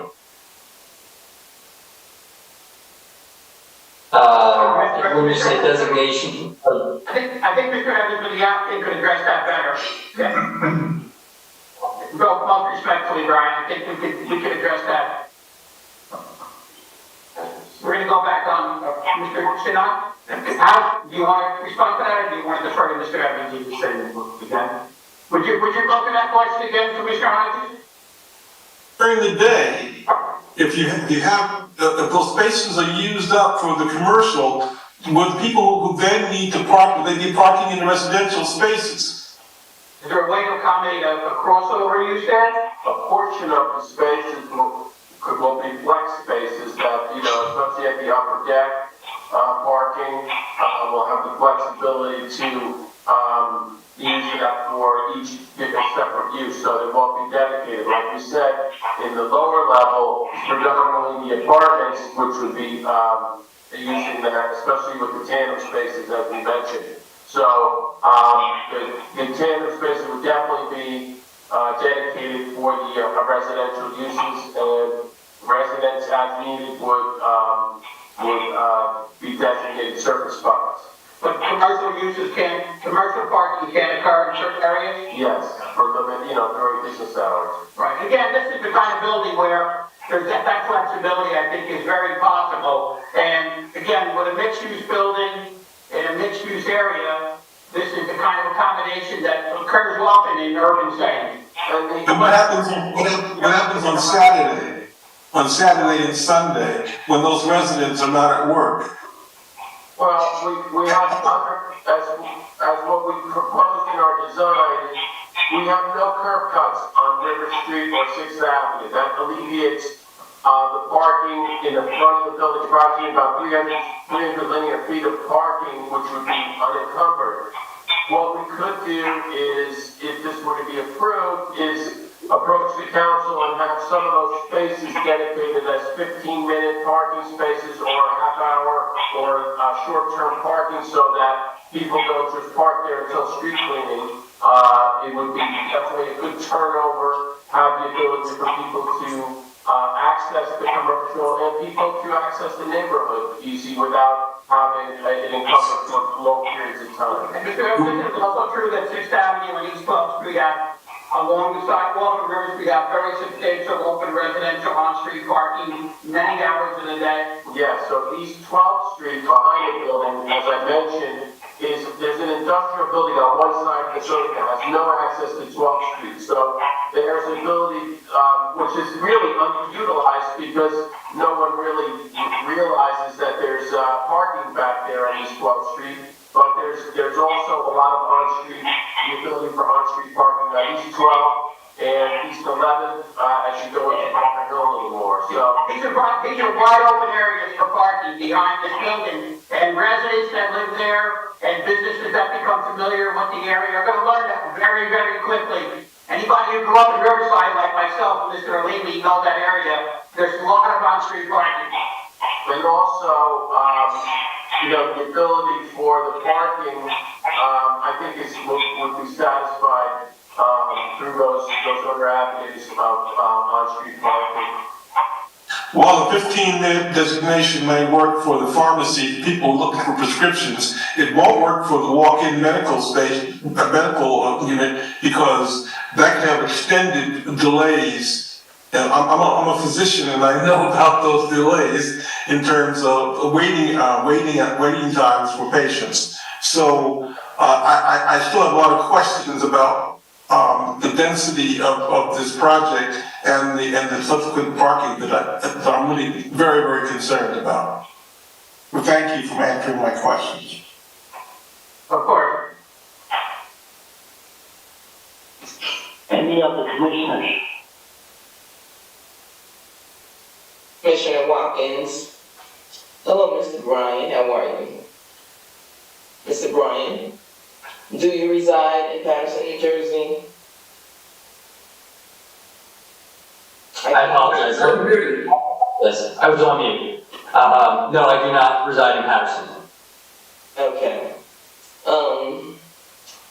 Mr. Mariconda, I know you mentioned several times that you're from that area. And we all know too often that things have changed drastically, probably when you used to live there to now.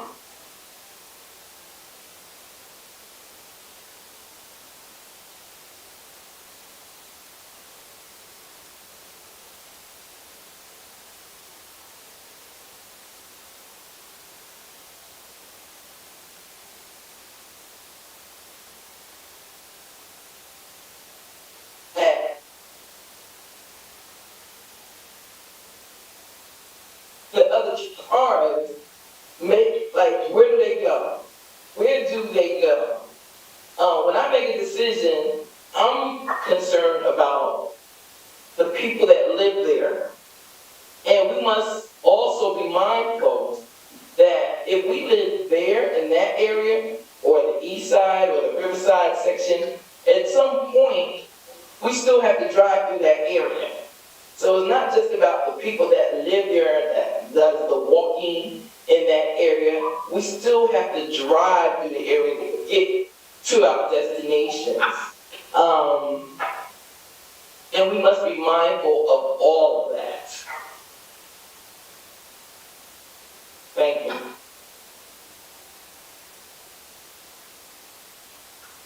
Any other commissioner? Commissioner McNaro? Go ahead, Commissioner. Thank you. I'd like to piggyback on the commissioner's statement right now. She's absolutely right. The project is great. It's just that I can't see just fixing the aesthetics and not thinking about the quality of life of all of us that will be in that area from time to time again on a daily basis. I just think that it needs to get reworked again. The amount of parking is just, it's too much, because I'm not just thinking that, yeah, but you also have apartments in there that are 3 bedrooms, and I'm just thinking about social gatherings and visits and things like that occur that will also take up more parking spaces from time to time. Thank you.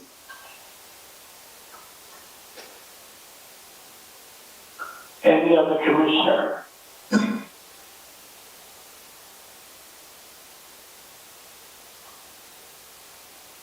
Okay, Mr. Rocker, could you open it up to the public, please? Yes, thank you, Chairman. So members of the public, if you have any questions of this witness with regard to his testimony, please call 973-321-1579, enter meeting ID number 711-680-0071. Let's give it a moment to see if anybody calls. We don't have any callers waiting at the moment, but let's just see if anybody calls.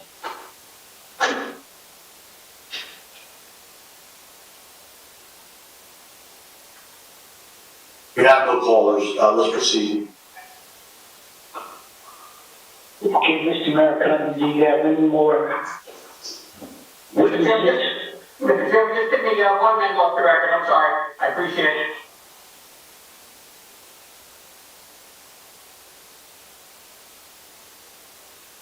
Thank you, Mr. Chairman. I did not need that much time. I apologize. So we're ready to sum up at this point.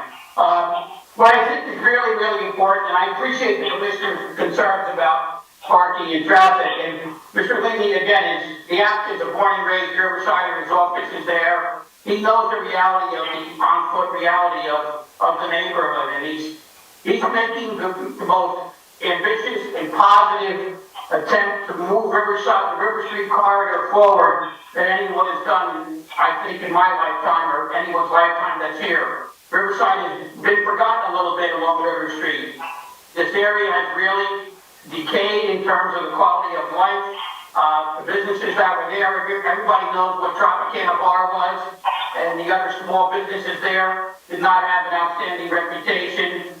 This is an opportunity to do 100% turnaround for the Riverside neighborhood, okay? And that's the crucial element here. We've devised not only a high-quality commercial use that's an urgent need in the area, no pun intended with urgent care, but there's an urgent need for medical facilities that have left this area, that were there many years ago. This is that first opportunity, the first developer willing to take this challenge on.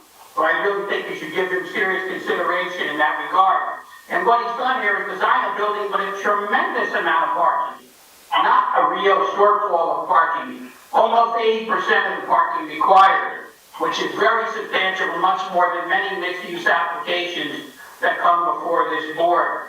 And then we have alternatives. We have a tremendous amount of on-street parking on East 12th Street. We have the crossover ability with the parking and the access off of East 12th, which eliminates any additional congestion on River Street.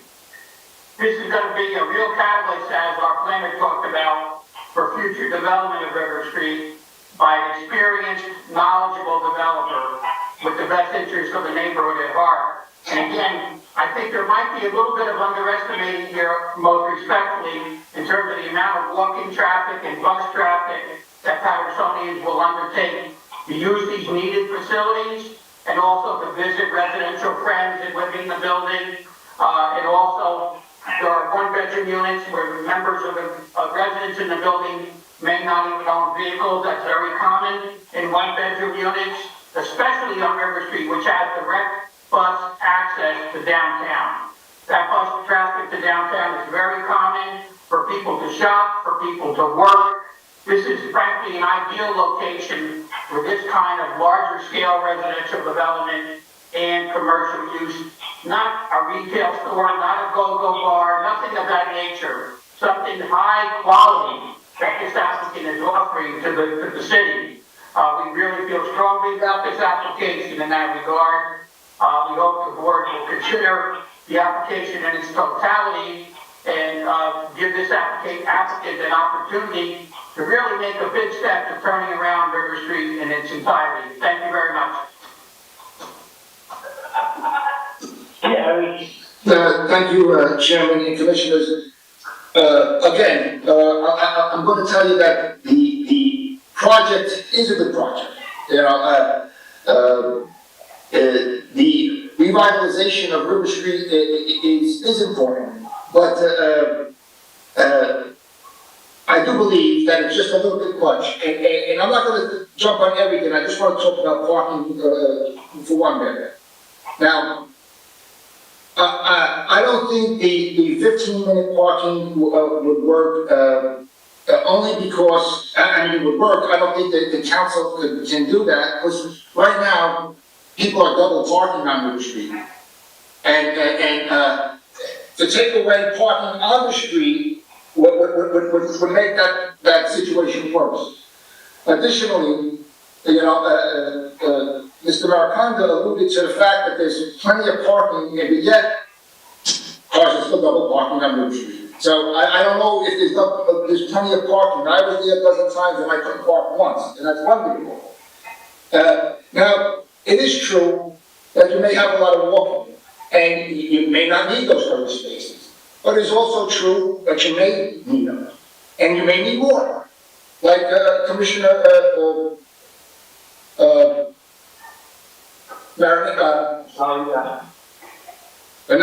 Commissioner Monaro mentioned there is rooftop, there is a lot of open space on the roof. There's approximately 6,200 square feet.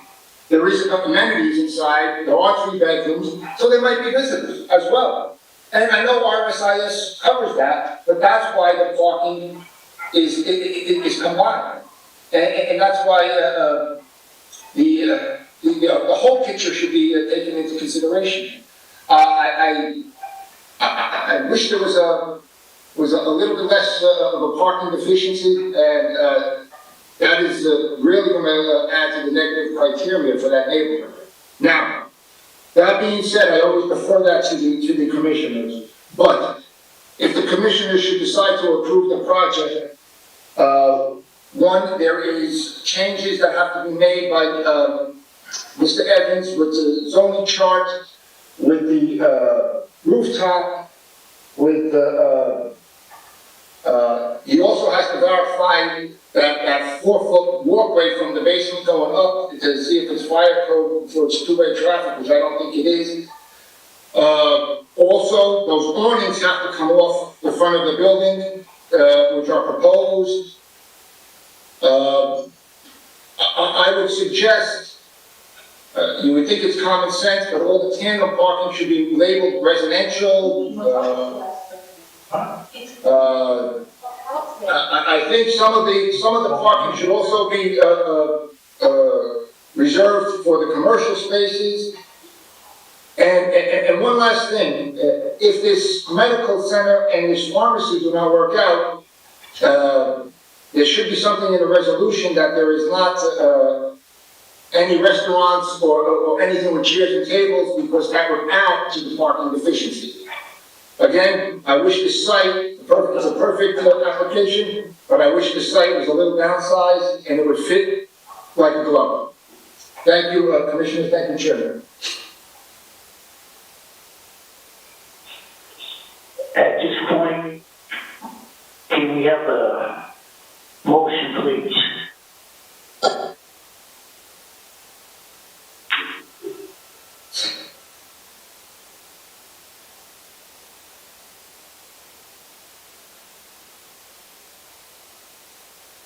And Commissioners, when you make the motion and during the roll call with regard to the motion, please have your cameras on so the public can see who's making motions and who's voting, which way they're voting.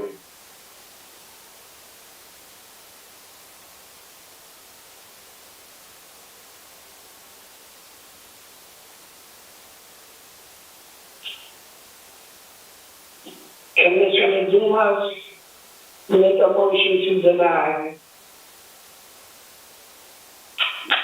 Second. Motion to deny by Commissioner Dumas. Second by Commissioner Hodges. All right, I will poll the board.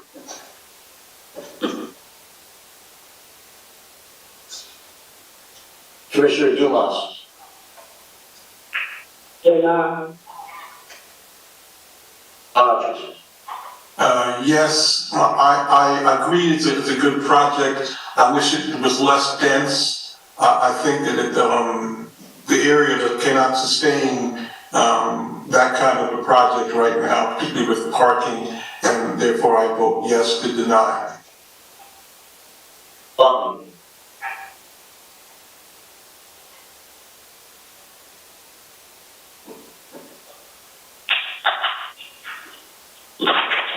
Would you call Marco? Commissioner O'Reilly. I didn't hear you. No on denial. Commissioner Rohini? Yes on denial.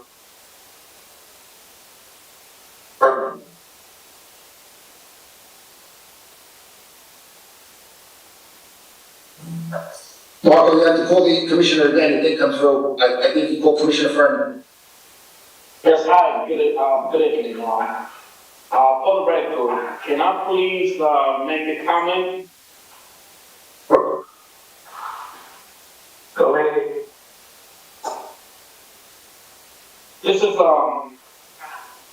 is a beautiful project. And, I wish we have more in our city of Paterson. But, I'm very concerned about, the parking situation. This is an issue that will affect not just the residents, but also the people coming to see the doctors or buy any medication, because if there's no parking, they will not go there. And, if we can do something to improve the situation with the parking, I will approve. I'm sorry, yes, I will approve. I will vote in favor of this project. But at this time, I'm very concerned about the parking situation. And, it really, hurt me because this is a nice project, but the parking is a big issue. So at this time, my vote is no. Commissioner, just to be clear, you're voting against the application, so you're voting in favor of the motion to deny, correct? That is correct. Thank you. Commissioner Manalo. In favor to deny.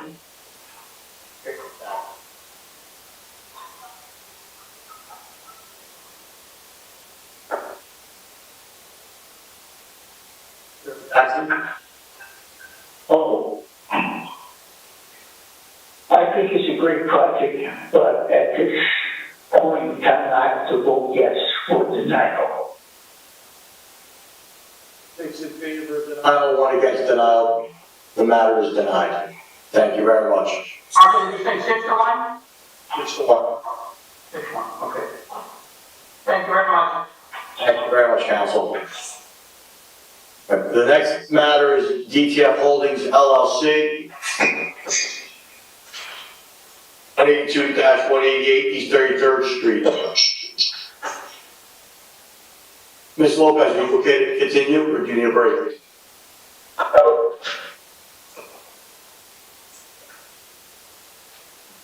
Take a 1-minute break. Go ahead.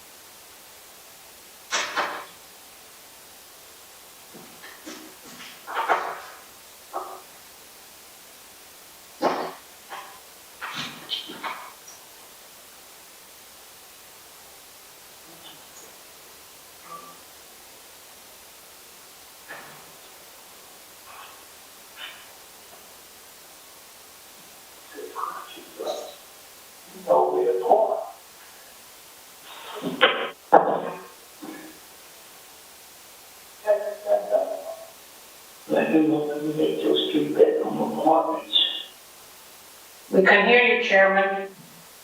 I'm back, whenever you're ready.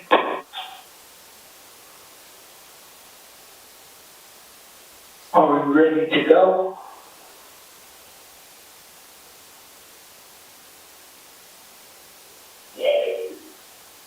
Mr. Walker? Yep. Oh, yeah, we're ready. Mr. Sarlo, are you ready? Yes, Councilor. All right, on the record. Great. Thank you, Councilor. Thank you, Mr. Chairman. Good evening, Commissioners. This is Charles Sarlo on behalf of the applicant, DTF Holdings, this evening with regard to an application. As was discussed earlier in the proceeding, there were some procedural matters. This is a continuation from a January 2021 hearing. And at that time, we had Mr. Matt Evans, the architect, who had had testified initially, and we had some very constructive discussion and feedback from the board's planner, Mr. Gary Paterson, as well as a number of the commissioners. We asked for an adjournment at that point in time to go back and proactively look to address the concerns of the commissioners. And we have come back with a amended application, amended plans that we think not only is a better project for the neighborhood, but we think that meets all of the concerns and questions that were raised by the commissioners and Mr. Paparosi during the January 21 hearing. We reduced the density. As a result of reducing the density, we were able to satisfy the parking requirement. We do have some tandem parking that will be discussed by both the architect and the planner. But even with the allocation of that tandem parking to the 2-bedroom units, we meet the parking. We provided amenity space both inside the building as well as on the rooftop for open space, which was a concern. So again, it was density, as the typical applications are, as the commissioners are well aware, density, parking, open space, right? You hear those issues on and on and on. And this application, as amended, we believe addresses those concerns that were raised previously by the commissioners. So with that said, as a brief introduction, it is an amended application. We do have 2 witnesses. We do have Mr. Matt Evans as the architect and Mr. George Rita Williams as the professional planner.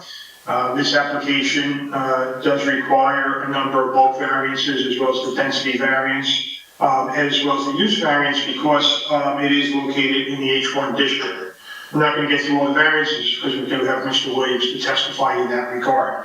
So with that said, as an introduction, I'd like to, usually I would say recall Mr. Evans, but this hearing was back in January, so I do want Mr. Evans to be sworn in again, and he's going to start his testimony anew because, you know, I'm sure the commissioners have had so many applications between January and now. I think it's just beneficial for all parties to hear the testimony anew and you know, review the plans, amend the plans fresh.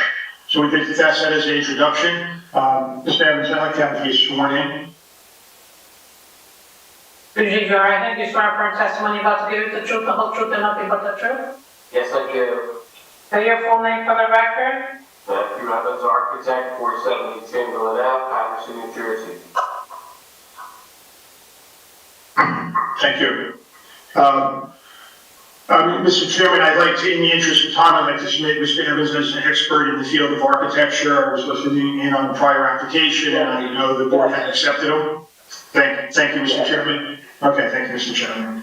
So, Mr. Evans, the plans that were submitted as amended drawings for the record, can you just indicate the revision of those drawings? Okay, I can post those drawings if that's acceptable to the board. Go ahead, Mr. Evans. Thank you. Okay.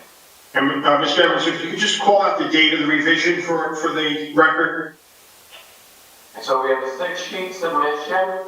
Okay, I'm going to zoom in on the date to show you the revision. So we have a couple of revision dates. We have the latest revision is 5/24/21. That was based on the planner's review of 5/22/21. And also the comments and concerns the board and the planner had at the previous meeting based on some of the amenities and conditions of the previous design. Okay, and Mr. Evans, these plans were either prepared by yourself or under your direction? Yes. Okay, so why don't you go ahead and start reviewing the plans for the benefit of the commissioners? Okay, so we have sheet S1 has the zoning ordinance status, site location map with the zoning, the tax map with the site in question, the utility site plan, lighting site plan, and the site plan, basic site plan of the property. The lot at present is a vacant lot. It is It previously was a motel, site, and, it's been abandoned and vacated, and it's been vacant probably the last 20, 30 years. So it's been, vacant. What we are proposing, is a new, apartment building with a parking garage below. It's on East 33rd Street. That's a county road, and we would be proposing, the parking on the first level. If we go to the next sheet, that's the site details, subsoil erosion, and then we have the first floor parking plan. Just a matter, there was one, question the planner had previously about, an encumbrance of an easement. And I guess, Mr. Strong can clarify that the adjacent property owner had, an easement that they, I believe vacated, as part of, the last application, last meeting's concern. So what we show on East 33rd Street, there's a two-way driveway. We developed that driveway based on some of the concerns and questions that we've gotten, from the county, because if this were to be approved, we would go to the State County Planning Board. So we've anticipated some of those concerns as far as encroachments and, driveways, and access to the building. We have a main lobby package room, refuse and recycling room, that was amended based on the previous, meeting's concerns. We have a stair and an elevator. That would be the main lobby area. Then we have the parking, which is, basically 30 parking spaces, and it's all, under the building, with the exception of the rear, spaces, which are, exposed to the, elements basically in the back, 10 feet. So we go to the, upper floor plan for the apartments, and we have the second, third, and fourth floor. We have shaded, every other apartment to clarify, where the units, how they are laid out. So we have, going through the units, we can go from apartment 201. We have an efficiency apartment, which is 460 square feet. We reduced that apartment. We have an amenity area, meeting room or fitness room. Second floor is a fitness room, and the other floors would be meeting and usable space for the tenants in inclement weather or any time during the year. Has a separate powder room, mechanical room. We have the apartment 201, which is also 301, 401. We have a studio, as I mentioned, 460 square feet. It's over and above the minimum requirement for a studio. We have a two-bedroom, unit 202, where 900 square feet is required for a two-bedroom apartment. We have a nice large two-bedroom, which is a big open living dining kitchen area. That's 1,253 square feet. That's 353 square feet in excess of the 900 square foot requirement. So it's a nice size apartment, a lot of room for the tenant. We also have washer dryers for all the units. We have unit 204. We have a one-bedroom apartment. And we have 773 square feet where 600 is required, so we have an excess of 173 square feet.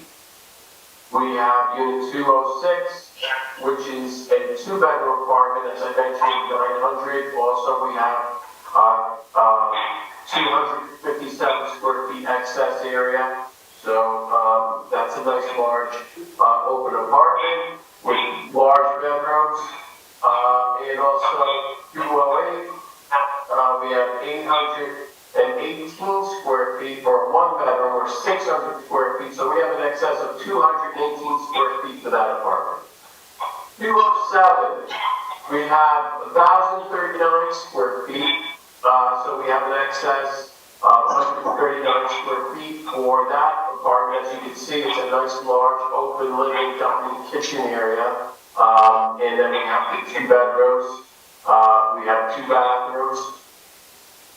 We also have the 1 bedroom, 205, 738 square feet, where 600 is required. And also, the last apartment, I mentioned 203, is a 2 bedroom, and it's also almost 1,080 square feet approximately, so it's about 180 square feet in excess. We have, on the floor, we have for the refuse, we just have recycling and cardboard room. It's about 72 square feet. We have that on each floor. And then we have the garbage chute that goes to the compactor for the tenants, for the refuse. That goes directly into the garbage room, into the chute, and the compactor on the ground level. So, we have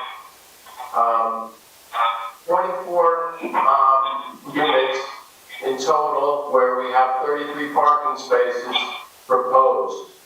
I'll go to the next sheet, showing the elevations. We try and start with the front. So we have the front elevation. We have a mix of materials. We have brick, stucco, and a horizontal siding material. And what we propose is a nice aesthetic street facade that would complement the neighborhood and the streetscape. We show a little detail of the numbers on the building to give a reference, and also to illuminate the apartment building in that respect. The side and the rear are a mix of materials. You can see in the rear there's parking. How the parking is configured, and all the way through is the garage door in the back. And we do keep, we have a simplified side elevation, right side and left side, to accommodate the different materials. And we still want to have a nice, simple aesthetic for those side and rear elevations also. Also, what we've added from the previous meeting, what concerns the board, we show the roof plan. The roof terrace would be in conjunction and in addition to the indoor amenity space, we have a rooftop terrace of 3,000 square feet. So that space would be occupied from the stair, main stair up to that roof terrace. And also we have the rooftop mechanical units, which would be screened from the street. So those would be hidden from view from the, they would be behind the parapets on each of the elevations. Go back, let's see. Okay, so we have these are screened, you can see on the rear elevation, where they're most likely going to be. In the front is the amenity space in the front. So that is basically the application, what we're proposing, along with some of those upgrades based on our last meeting. Thank you, Mr. Evans. In your opinion, have you in your revised plans adequately addressed all the current concerns that you were aware of the investment the ability to, with regard to this project? Yes, I believe that we've accommodated the additional parking, we reconfigured that, and we reduced the amount of apartments on each floor, and we brought that parking and apartment ratio a little bit more very conforming as we, the plan could probably illustrate the need and the requirement of the parking, but I believe that we've satisfied those concerns from the previous meeting. Thank you, Mr. Evans.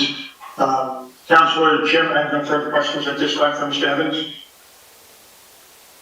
Yeah, Yes, thank you, Chairman. Mr. Evans, okay, can you blow up your zoning chart while you're there? Now, my last revision, on my report was 522, and I know your last, revision came after 522. I thought I saw it, I just want to make sure, the numbers are correct. On the units per acre, you can't have 12.55, it's gotta be 12, okay, that's the permitted, is 12, and you do have the 24 there now, but whereas the prior to the, okay. Can you also go to, elevation sheet 82?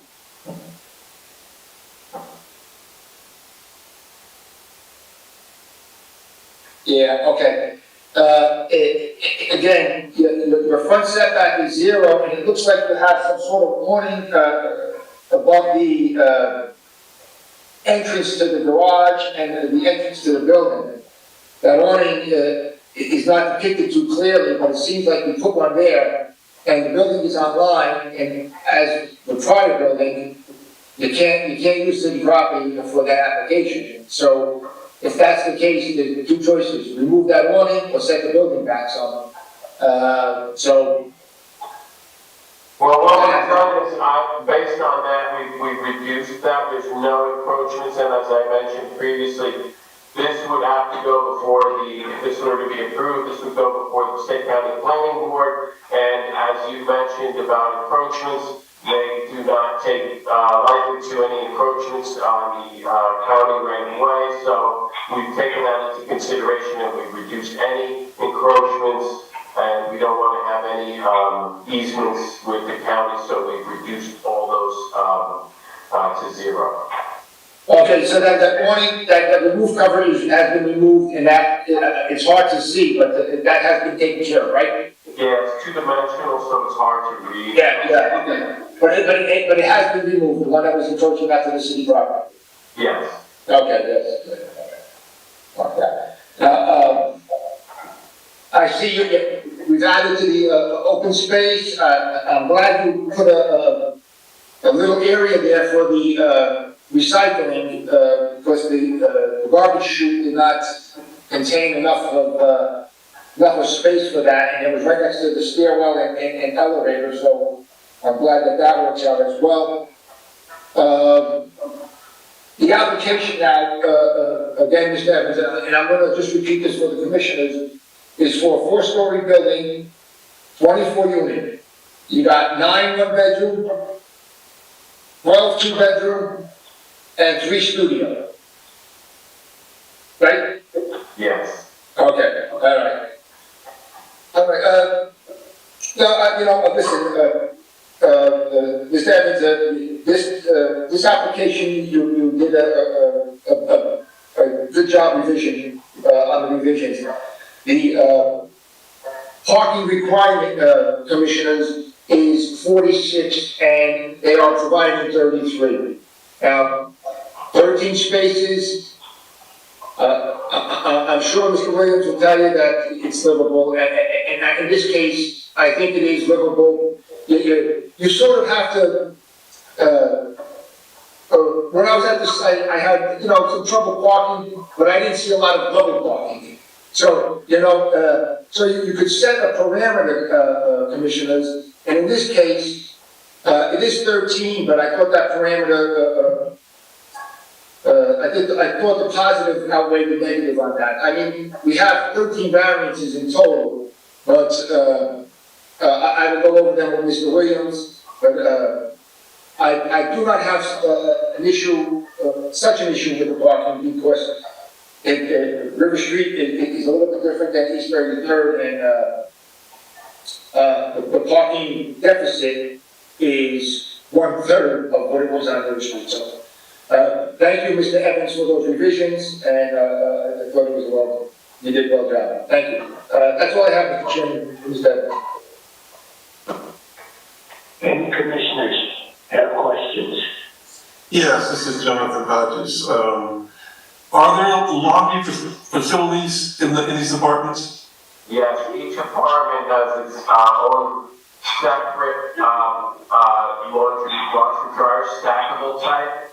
So let me zoom in a little bit, maybe I could give you an idea of the laundry. So you have a washer dryer in each unit, and those units are all separately, they have their own utilities, their own utility bills, so they're all dedicated electric and gas for each unit, so those would run off the tenant's meter.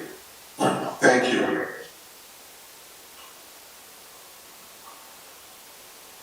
Any other commissioner? Okay, Mr. LaRocca, can you open it up to the public, please? Yes, thank you. So members of the public, if you have any questions of this witness, please call 973-321-1579 and enter meeting ID number 711-680-0071. Again, the phone number is 973-321-1579, meeting ID number 711-680-0071. Let's give it a moment to see if anybody called.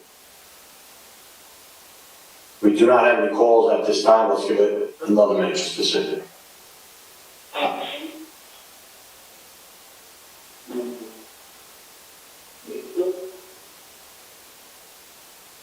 We have no calls. We can proceed. Thank you, Counselor. Before I call the next witness, Mr. Evans did bring up the issue that if the commissioners do recall, there was a recorded easement at the rear of the property, a 10-foot recorded easement. It was for the benefit of an adjacent piece of land. Since the January hearing, we worked with the adjoining property owner, and we got a release of that easement. And the adjoining property owner signed a release agreement, and it's been recorded with the Passaic County Clerk. And I think earlier today or yesterday, I provided a copy of the recorded agreement to Mr. Paterson and Counselor for the record. So that's why on the revised plan, if you compare the revised plan to the earlier plan, there is no longer an easement because it's been legally removed. I have a copy of it. We should mark it as A1. Do you have the ability to share the screen or with this or no? It's not necessary, Mr. LaRocca, on that, the easement has been taken care of. I brought that up, at the first initial meeting, maybe as a letter of response that had the project to go through with that easement there, if that easement was there, and I think, Mr. Sarver took care of it, No, he did. He did. I have it. We're gonna mark it. Yeah, we're gonna mark it just for the benefit of the public. If you could share it, just for a moment. I do not have that scanned on my computer to share it. That's fine. We'll proceed. Okay, thank you. Ms. Lopez, for the record, the document is marked as A1. And we'll make it part of the official file. That'd be great. Thank you, Counselor. Okay, so just moving along, the last witness, I'd like to call Mr. George Rita Williams, licensed professional planner. Mr. Williams, can you be sworn in? Certainly. You swear affirm testimony about to give is the truth, the whole truth, and nothing but the truth? I certainly do, Madam Court Reporter. Please state your full name for the record. Good evening, Commissioners. My name is George Weedle Williams, representing the Nishwayne Group, located in Montclair, New Jersey, at 105 Grove Street, Suite number 3. Thank you, Mr. Williams. Thank you. Mr. Sarlo, Gary Paterson, if you don't mind, can I start with Mr. Williams, just to identify the variances that mine are correct, and if so, I want to just read them, and if there is an issue, Mr. Williams will let me know, and then he's going to his testimony. I'm just trying to cut to the chase a little bit, Mr. Williams, because Mr. Paterson, I think that's a great suggestion. Make sure yourself and Mr. Williams are on the same page. Can we just get him recognized on the record as an expert, recognized by this board for professional planner? Surely, sir. We recognize Mr. Williams. Thank you. We recognized him earlier too. Tough crowd. Okay, Mr. Williams, I have obviously one is used.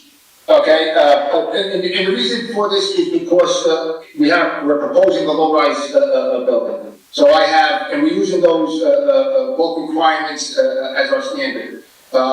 Number two, I have lot area, 15,000 square feet is required, 10,937.5 is proposed.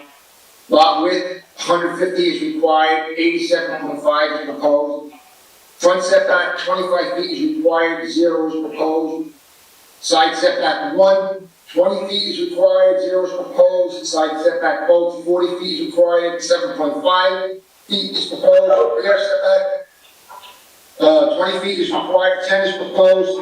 I have maximum lot coverage is 20%, 89.3 is proposed. I did allude to the parking, that's 46 required and 33 proposed. Open space, 5,250 square feet is required, and you're proposing 1,842 square feet and another 960 square feet in amenity space. The density is for 12 units and 24 is proposed. I have a floor area ratio maximum of 1.4 and 3.3 is proposed, and no parking 3 feet to the property line, and I have 1 foot proposed. Are we in agreement on that? Yes, Mr. Paparazzi, we are. The only thing I would add is that in your recitation of the reliefs, the minimum lot width and minimum lot area are existing non-conformities, but other than that, yes. Well, yeah, they are existing, but they are existing for what is permitted in the H1 zone. So when you go out of the H1 zone, you know, if he was doing something that was permitted in the H1 zone, you could say it's existing. He's not doing that, so it becomes a variance in my mind. So, but okay, you go on with your testimony, Mr. Williams. We're pretty clear on that. Okay. Thank you. No, I appreciate this, Mr. Paparazzi and board. I think that does simplify things a bit. So I'm prepared to agree with Mr. Paparazzi's recitation of the reliefs.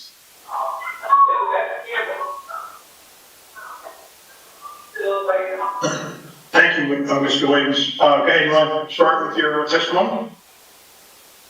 Certainly, and I'll try, Mr. Chairman, to be brief. There is a bit to unpack here, but again, I think your board planner's approach to making sure we're all on the same page may facilitate things a bit.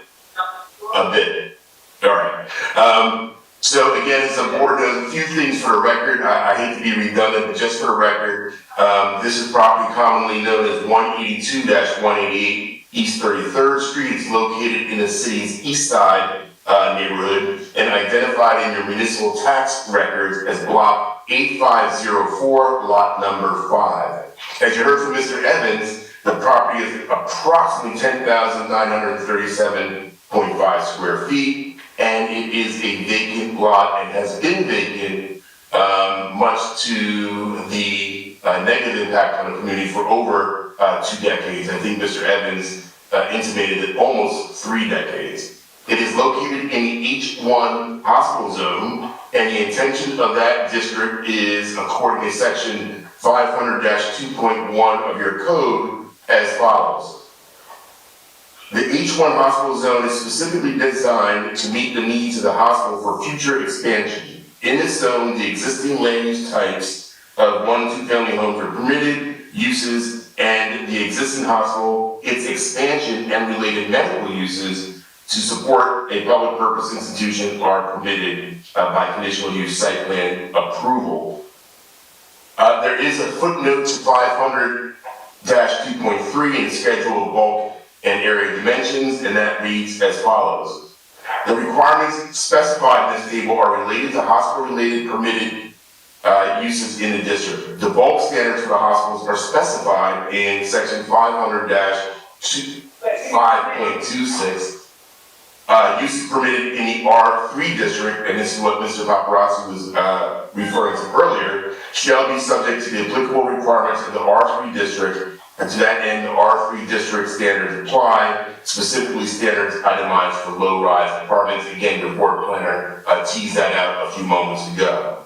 In terms of the project, I won't go through that much more, because I think Ms. Binns has done a great job. I would just begin by re-emphasizing that the design team through Mr. Evans' office sought to incorporate the input we received from this board, and then going back to the team and thinking about how we could incorporate that input to perfect the application. As you've heard, the perfection of this application includes a reduction in dwelling units, which made the ratio of parking far better than than it was before.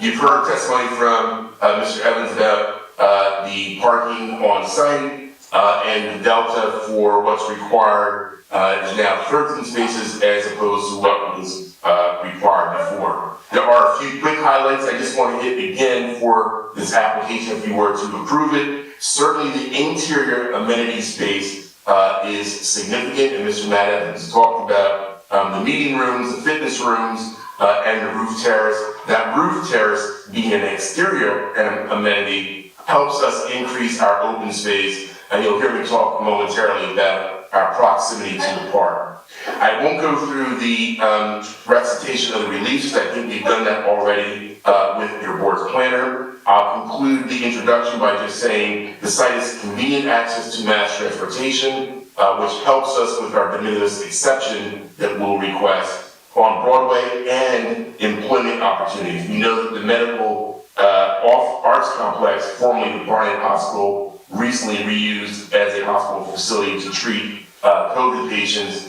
This project site is also has close proximity to Eastside Park. It's roughly 1,000 feet. I'm going to share an exhibit that will give you the actual measurements of the distance from our site to the park. Again, if approved, this application would remove a vacant and deleterious property from the community. We think our submit that it would make a significant improvement to the community as a whole in the East Side District. Before I get to the exhibit, a quick look at your master plan, the 2014 master plan. Typically, I reserve that to the negative criteria, particularly the second prong of the negative criteria, but in my opinion, your master plan provides good context for the testimony you'll hear from me in terms of the release. Housing goal number 3, to provide opportunities for the construction and or rehabilitation of housing. Housing objective number 3C, promote infill housing development on vacant properties. I can't overemphasize that enough. Again, this site has laid fallow for decades. And in my professional opinion as a planner, the application before you would advance that objective.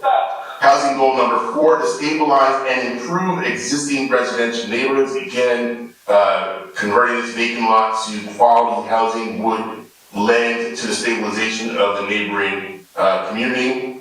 Land use objective 1D, encourage mixing of compatible land uses. I'll get to the land development pattern in this area, but it's my professional opinion that if you were to approve this application, you would be approving a compatible land use for this specific area. Land use goal number 2, again, to address the problems associated with vacant and abandoned properties. Again, if you were to approve our application, we would remove a vacant property that acts as a blighting influence on the neighborhood. Land use objective 2A, promote infill housing redevelopment, and to embrace a general goal to embrace the character of the city. All of those goals and objectives would be advanced if you approve this application. Finally, the master plan recommends a change to this zone, to H1 zone, to consider portions of the zone to be rezoned as included in B2. What we're proposing is not a B2 use, but it goes to the point of the master plan's recognition that this area may have more intense uses than those that exist. For all those reasons, and based on my analysis of your code, your master plan, visits to the site, looking at this application, it's my professional opinion that there are sufficient proofs, both the affirmative criteria and the negative criteria, to grant the requested release. And I will concede there are several, but this is an interesting project in an interesting section of Paterson's H1 district. With that as my introduction, what I would like to do, Mr. Sarlo and Mr. Chairman, is use an exhibit to provide further context for my testimony. Okay, Mr. Williams. And bear with me as I remember how to do that. Give me 1 second.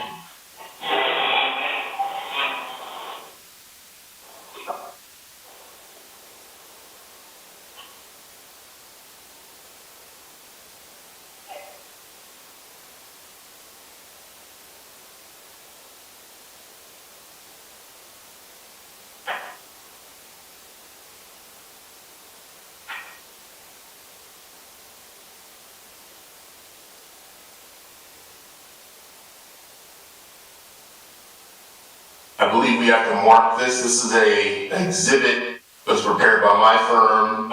It's a collection of images that were either taken from your land use, the Paterson land use documents, or images that were captured during our site visits. Okay, how many pages is this exhibit? I was afraid you'd ask that. I'm going to say 10. Give me 1 second. 9. 9. Okay, and the photographs that were taken either by yourself or a staff member, do they adequately depict the conditions in the neighborhood accurately? They do, and we did a field verification to make sure that there were no significant changes from the prior hearing to today. Great, thank you. Council, I'd like to mark this as Exhibit A-2. Okay. Thank you. Thank you. Commissioners, you've seen this type of exhibit before from my firm, kind of a low-tech exhibit. Just to give you context, I heard one of the commissioners mention in a prior application that the commissioners know these neighborhoods well. I always concede that the commissioners know the neighborhood better, as well as, if not better than I do. But the purpose of this exhibit is really just to provide context for the remainder of my testimony. Slide number 2 is an aerial photograph depicting our property in the bold yellow color. Again, the site is approximately 10,937.5 square feet. Notably, it is one of the larger sites in this, on this tax block and in the neighborhood. And you'll see the land development pattern in a moment. But even as you look at the rooftops in this picture, you can see that many of the buildings are large residential build-outs. The next slide, slide 3, is just more context indicating our project site on the perimeter of the H1 district. Slide number 4 is a frontal view of the property. It's a bit shaded, but you can see this is a vacant lot. It's currently fenced, a bit overgrown with vegetation and collecting debris. But what's interesting is you look in the background, you see a similar multifamily development at the rear of our property. To the right of our property, as you face our property, is a commercial build-out, and to the left, what is similar to a garden apartment development. More of those in a bit. Slide number 5 captures the commercial build-out that I mentioned. Directly next to us, a 1-story commercial build-out, not in the best condition. And at the corner, you have a mixed-use commercial and residential development. The setbacks for those buildings are 0 lot line setbacks for front yard, and most of them cover the entire lot. Slide number 6 is just another perspective of the corner lot that I just mentioned. Again, a mixed-use development. Turning to slide number 7, this is the Mayfair located east of our project at 185 East 33rd Street. And it is a 6-story multifamily apartment complex, including approximately 60 units with some on-site parking. This is in the R1 district. Slide number 8 captures another multifamily development in the area. This is 56-59 13th Avenue, located south of our project, and it is a 4-story multifamily residential structure containing approximately 15 dwelling units, and it does offer some parking on site at the grade level. This property is located in the same zone as the subject property, H1 district. I mentioned in my introductory comments that we are proximate to Park, which we hope will provide a bit of a trade-off for the open space deficiency on our site, and it shows the approximate distance of 1,070 feet from the east side park. Again, easy walkable distance from our project site, and we think, or we submit to the board, that it makes the case for a trade-off with open space at our site. With that, I'll just remind the board that our site has proximity to mass transportation. I apologize to the board, we did not include those routes in our exhibit, but for the record, we are approximately 120 feet away from Broadway, and there are at least 2 bus routes and a jitney service, the 171 and the 770 bus routes, as well as the Route 4 jitney service. With that, I'd like to go back to the proofs, and I think I'll take down the exhibit unless the board would like it to remain visible.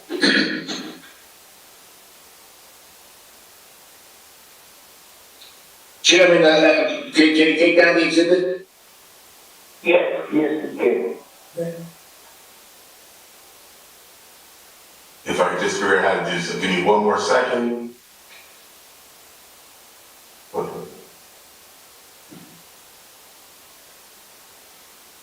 All right, beginning with the D1 use variance, as this board knows, applicants required to show both the affirmative criteria or establish the affirmative criteria and the negative criteria. For the record, the affirmative criteria or special reasons are adduced by showing that if you were to approve our application, the use would be either inherently beneficial, would advance the purposes of zoning, is particularly suitable to the site, and or, last but not least, if you were to deny our application, that would constitute an undue hardship to the applicant. Balancing the special reasons are the negative criteria. As this board knows, that's a 2-prong test. The first prong is that if you were to approve our application, there would be no substantial detriment to the public good. 2 things about that. The word substantial comes directly from the municipal land use law, and the context for that is that if the substantial detriment would be negatively changing the neighborhood character in a substantial way. The second prong is no substantial impairment to the zone plan if you were to approve our application. Again, I mentioned my introductory comments. In my professional opinion, there are ample proofs in support of both the affirmative criteria or special reasons and the negative criteria. I'd like to begin with the purposes of zoning for this application. If the board were to approve our application, in my professional opinion, the following subsections or purposes of zoning would be advanced. The first purpose is subsection A. It's a bit of a catch-all, and that's why it's first, but I think it is particularly appropriate for this application given the long-term or stubborn vacancy of this site. And the purpose is to encourage municipal action to guide the appropriate use or development of all lands in the state in a manner which will promote the health, safety, morals, and general welfare. Again, removing a blighted vacant lot from a community is considered to improve the morals, safety, and general welfare of any community. Subsection G, to provide sufficient space and appropriate locations for a variety of agricultural, residential, recreational, commercial, and industrial uses and open space, both public and private, according to their respective environmental requirements in order to meet the needs of all New Jersey citizens. In my professional opinion, the proposed development is appropriate for the site and would meet the housing needs and demands of the Paterson community as identified in the master plan and referenced in my introductory comments. Subsection I, to promote a desirable visual environment through good civic design. Often the focus on subsection I is the aesthetics. I would commend Mr. Evans on not only providing an aesthetically pleasing development, but also the civic design, particularly the redesign, which makes the most efficient use of the site and maximizes the site to provide the parking spaces, the 33 that are proposed. Overall, the aesthetic benefit of this site will significantly improve the neighborhood character, as you can see from the exhibit I shared a moment ago. The other special reason, in my opinion, special reasons may also include the advancement of a state policy. In my opinion, if you were to grant this application, you would advance New Jersey state policy for smart growth development, which includes, in part, compact, dense development, more walkable neighborhoods, and making use of existing infrastructure to serve the needs for development in the area. Certainly that would be accomplished if you granted our request. In my opinion, this is also particularly suited for the subject area. There are a number of court cases that talk about site suitability. Certainly the Price v. Himmage court case of 2013 is the more current landmark case discussing this. And in that court case, similar to what we have here, a higher density residential development was proposed in a zone that did not permit it. But as the board looked at the surrounding land development pattern, they realized that the site in question would be appropriate for a higher density development given the surrounding land development pattern. In this application, the same is true, and that's why I used the images in the exhibit to help underscore that point. The project site in question, again, is in close proximity to Broadway and the Barnett Medical Arts Complex. As mentioned, there are multifamily dwellings present in this area, and that the use of multifamily in the area, in point of fact, serves the intent of the H1 district by providing housing for workers in that H1 district. There'd be no substantial detriment to the public good, and no impairment to the zone plan, particularly, commissioners, as you consider the word substantial for both the first and second prong. For the first prong, there would certainly be no substantial detriment to the public good. I would argue that there will only be an improvement to the public good by the removal of the vacant property and the introduction of infill residential development that is quality housing with a good aesthetic design. No substantial impairment to the zone plan, which is your land element of your master plan and the zoning ordinance, in part because your master plan actually contemplates this type of more intense development and the need for infill housing development and removal of vacant and blighted properties. So I would argue there would actually be no impairment to your zone plan based on my review of your master plan. In terms of the the FAR, Mr. Paparazzi mentioned that there were several D variances. I began with the most stringent, which is the D1. Mr. Paparazzi is correct. There are also D4 and D5 variances required for this application. As this board knows, the D4 is for the floor area ratio, and that is defined as in the municipal land use laws, the sum of the area of all floors of buildings or structures composed compared to the total area of the site. Mr. Paparazzi already captured our deviation from the standard. What I would just like to add is that the litmus test for the D4 and D5 variances is less stringent than that of the D1 variance, which I went through a moment ago. It does not require particular suitability, but rather that the site can accommodate the excess in FAR, and it's likened to the Coventry standard, where you look at just that issue alone, based on the testimony you've heard from Mr. Evans about the site plan. I would agree with Mr. Evans finding that this site can easily accommodate the increase in FAR on this site. Similarly, the D5 variance. It's the same test as the FAR, and the court cases are the same. Price v. Himmage also speaks about the D5 density variance. Again, can the site accommodate the deviation? Based on my analysis of the site plan application and Mr. Evans' testimony about the site plan itself, it would be my opinion that the site can easily accommodate the deviation from both the FAR, the D4, and the density, the D5. The only area where there is an impact would be the parking, and I'll get to the parking in a few moments.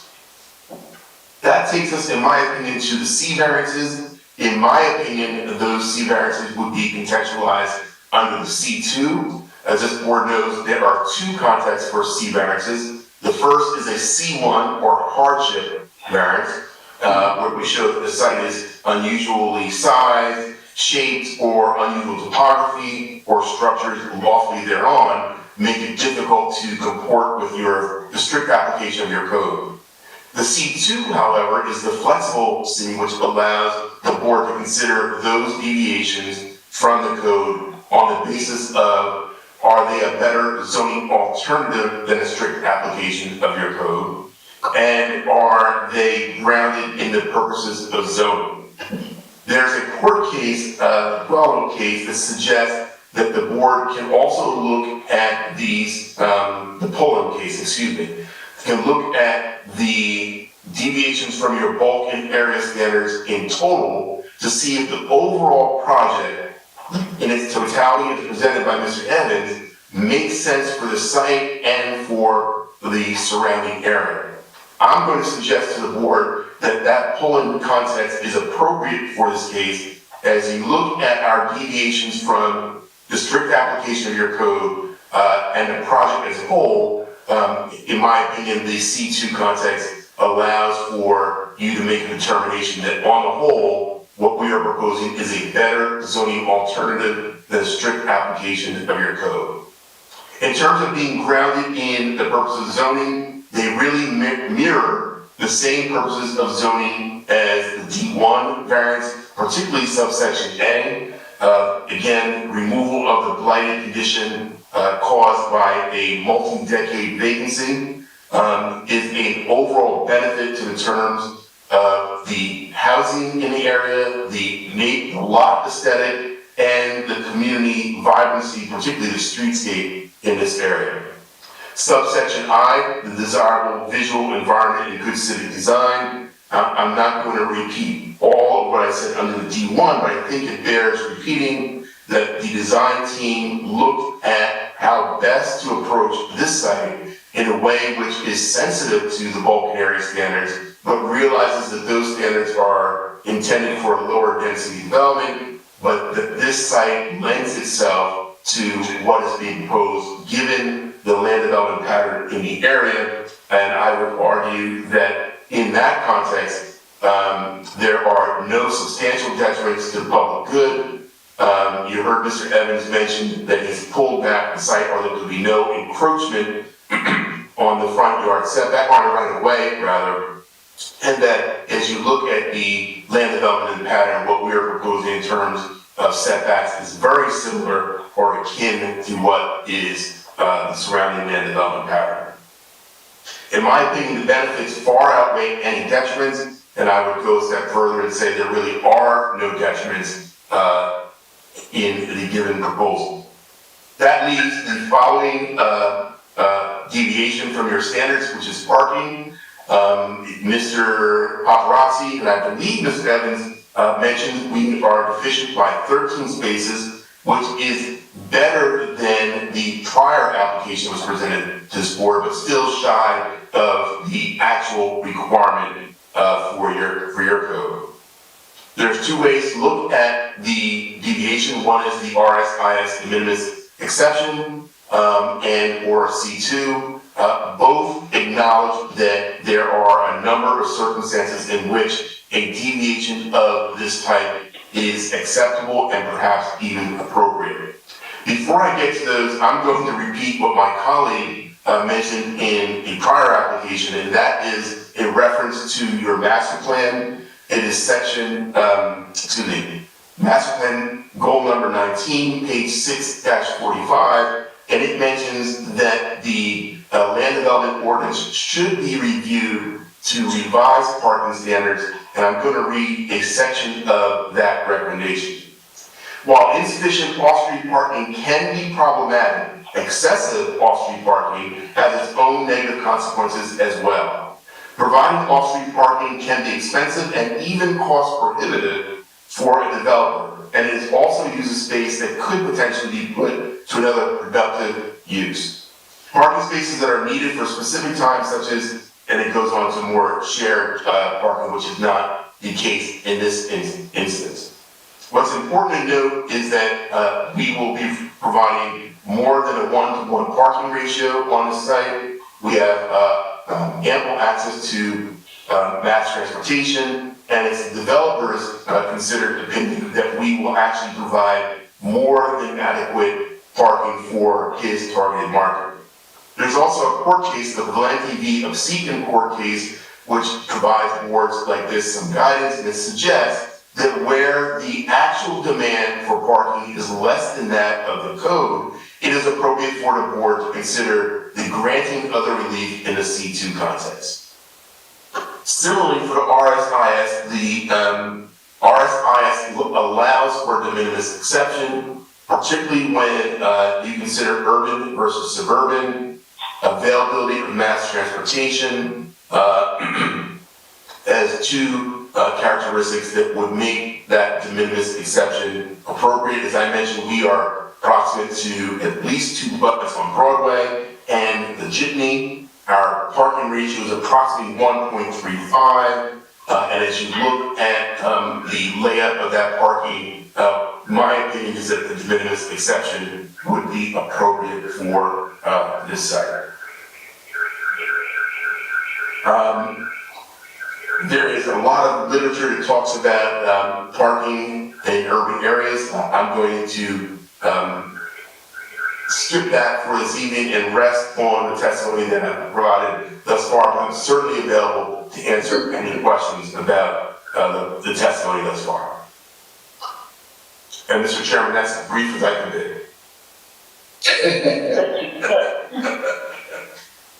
Thank you, Mr. Williams. Any I didn't know why you were second. That was a good call, Mr. Chairman. I'll be honest. That was a good call. Right.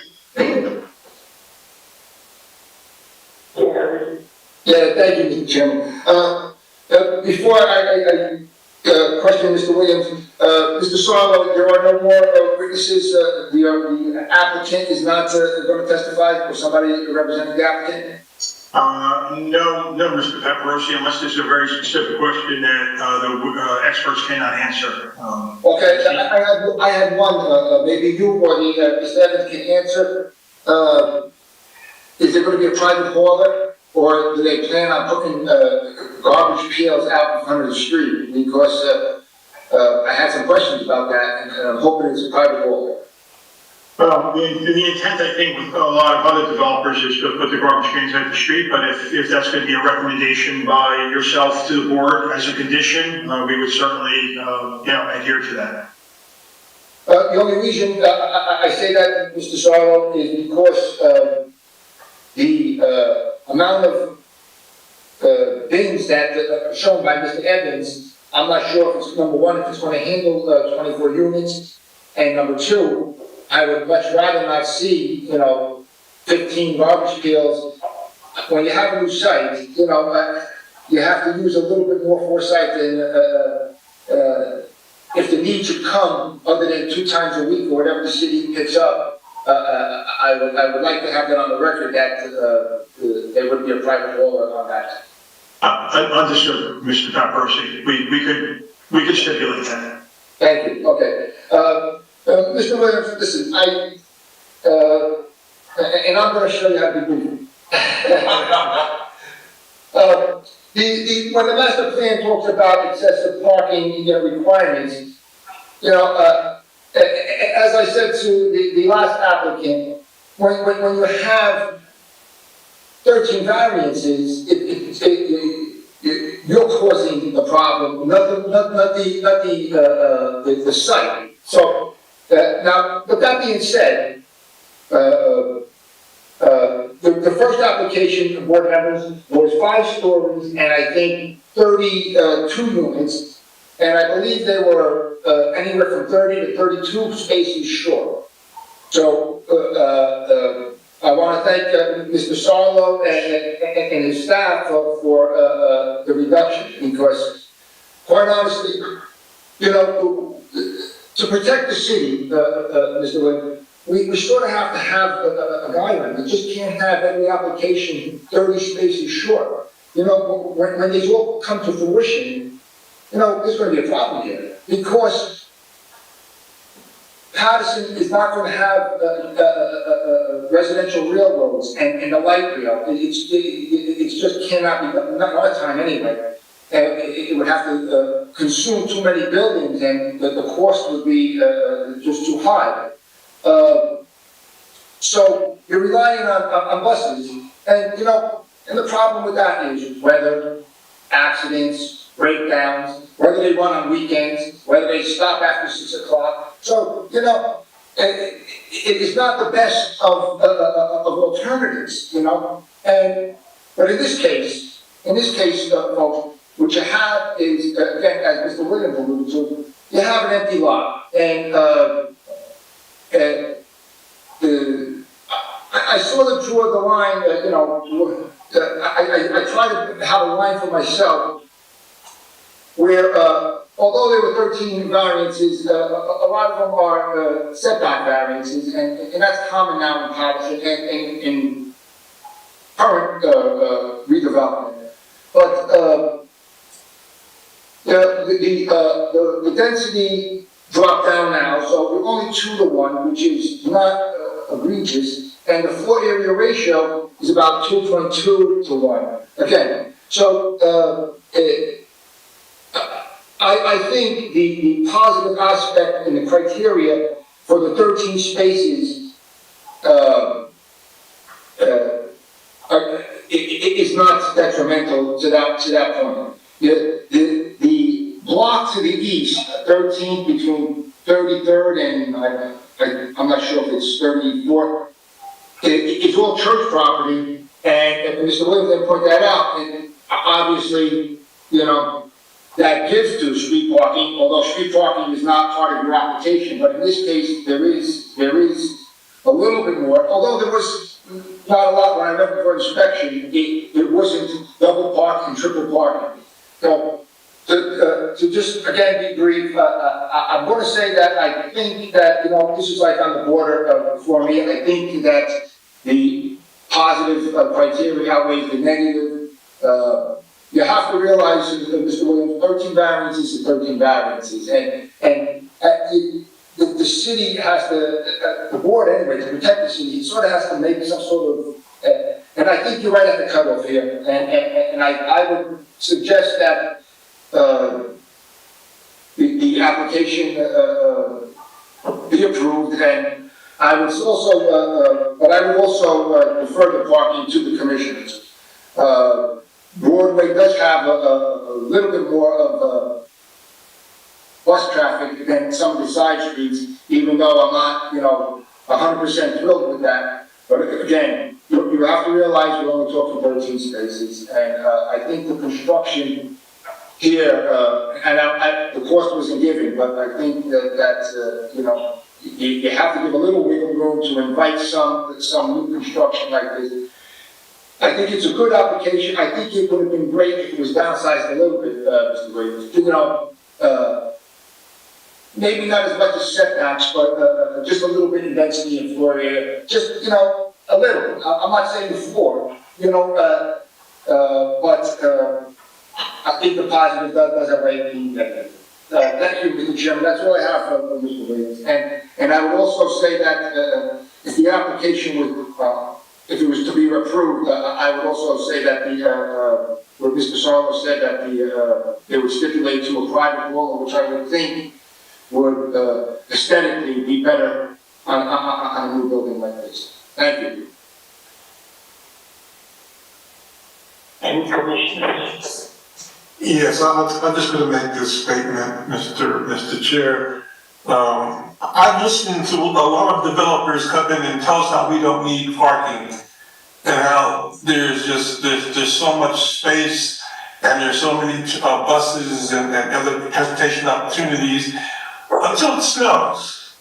And I happen to live in this area, and when it snows, all that goes out the window, because people have to go park someplace. And when you consistently build buildings which don't have parking all over the city is becoming Hoboken in terms of parking. And I'm tired of seeing that.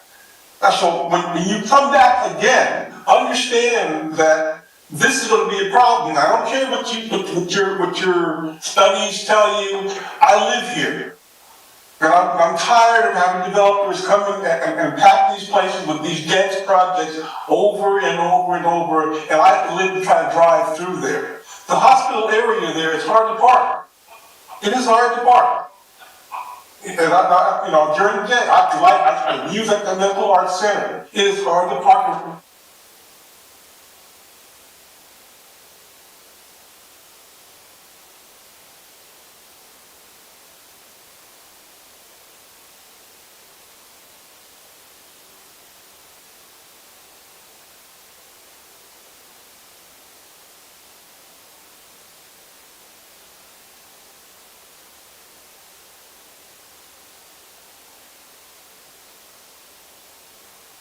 Major problem.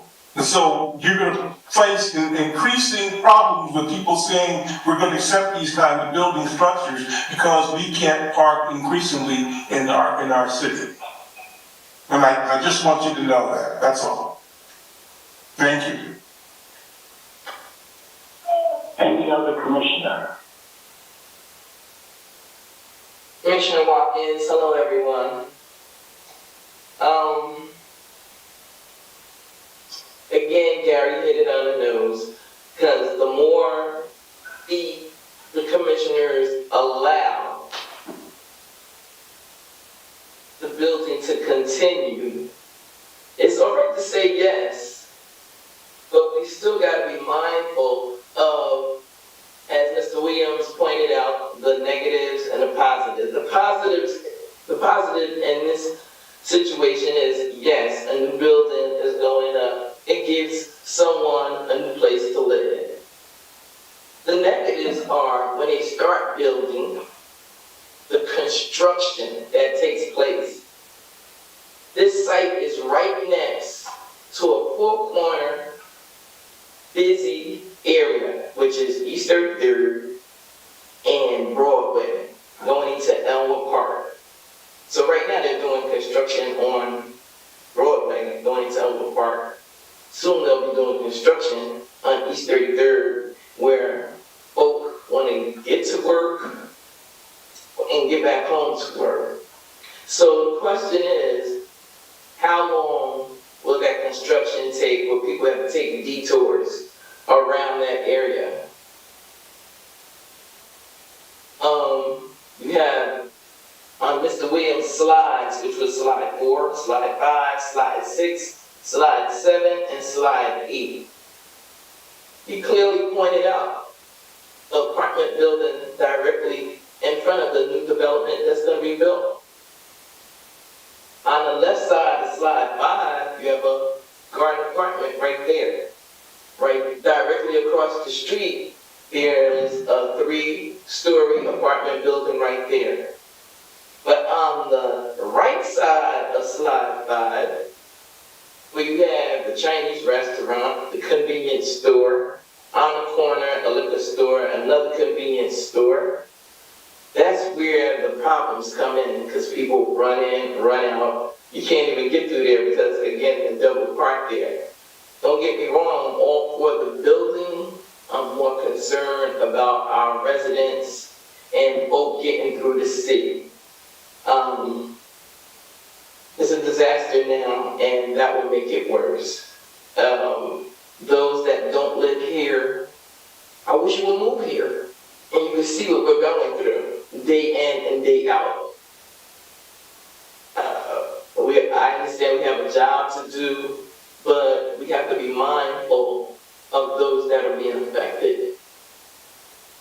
And for the moment, that's all I have to say. Thank you.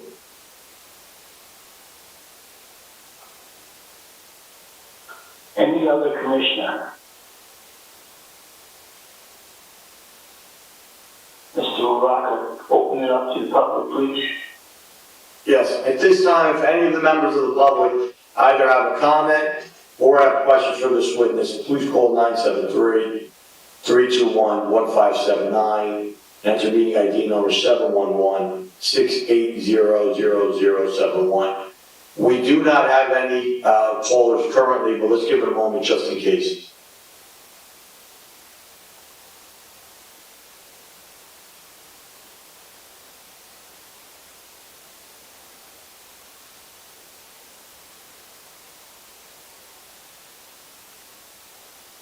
We have no callers. Okay. Can you sum up, please? Sure. Thank you. Thank you, Mr. Chairman. So just very, very brief. As Mr. Paterson and Mr. Williams acknowledged, there's a number of variances on this particular application. And I think on any application, there's always variances, and whether this one is more or less than any other application, I mean, obviously it's you got to compare it to the other particular applications, but this application does require use variance, and as a result of the proposed project, there are a number of setback variances as well as the floor area ratio and the parking variance, again, not to be repetitive of what Mr. Paterson and Mr. Williams went through. So, it's Mr. Paterossi's job to obviously point out, to protect the members of the board and to provide guidance to variances in his professional opinion. And it's Mr. Williams's, job to obviously advocate on behalf of the applicant and to put the necessary proofs on the record to support the need for the variances. And I think Mr. Williams has done a very nice job and has actually met that burden.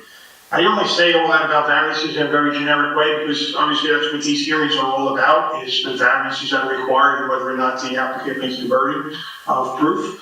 At the end of the day, from a practical standpoint, I'm hearing Commissioner Hodges and Commissioner Watkins, concerns about the neighborhoods and the projects. The commissioners, they want a good project. They want a good project for the neighborhood. They want a good project for the city.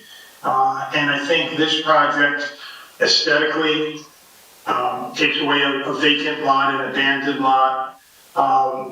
But I think something that actually Mr. Evans testified to early on that may have gone unnoticed. But he talked about the unit sizes, and the 1 bedrooms and the 2 bedrooms are significantly larger than what's required by the city ordinance.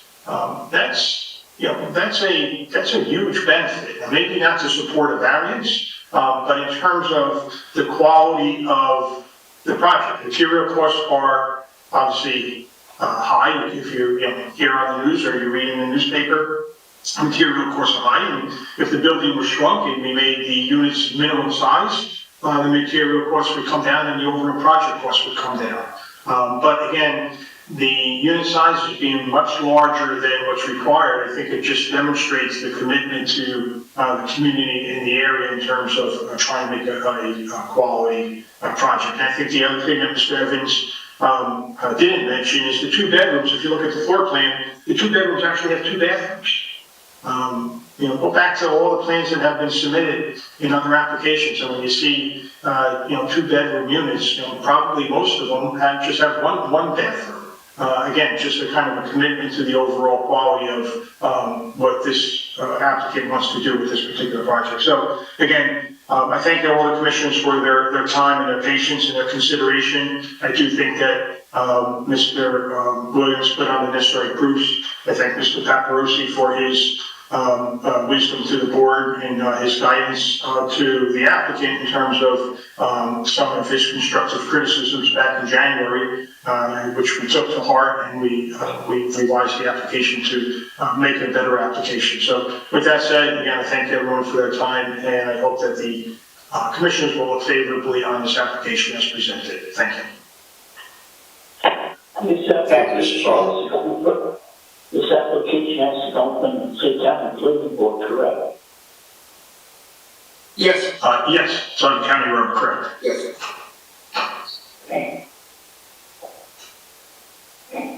Yeah. Yes, Mr. Chairman and Commissioners. First, Mr. Williams, I had a note on my sheet. The bulk requirement for low-rise side setback 1 is 15 feet, not 20, and for both it's 30, not 40. I had a note, but it turns out I didn't change it on my sheet, so I'm going to note that, and I'm also going to note that you didn't pick that up. I'm also happy that the original application, which was 32 units and 33 spaces short, came down to 24 units and 13 spaces short. As I always do, I'm going to defer the parking to the commissioners. I think this is at borderline. I don't have an issue. Some cases are hard, but Commissioner Hodges is right. Eventually it's going to catch up to the board, and I hope you realize that obviously each section is different, and in this area, I thought that we were just at the borderline, and I didn't think that the negative criteria would outweigh the positive. So that being said, again, I'm going to defer to the board. It would also be with the stipulation, if the board approves it, that the private hauler would handle all the garbage and refuse. That's all I have, Mr. Chairman. Thank you. And can I get a motion to come back to the commissioner?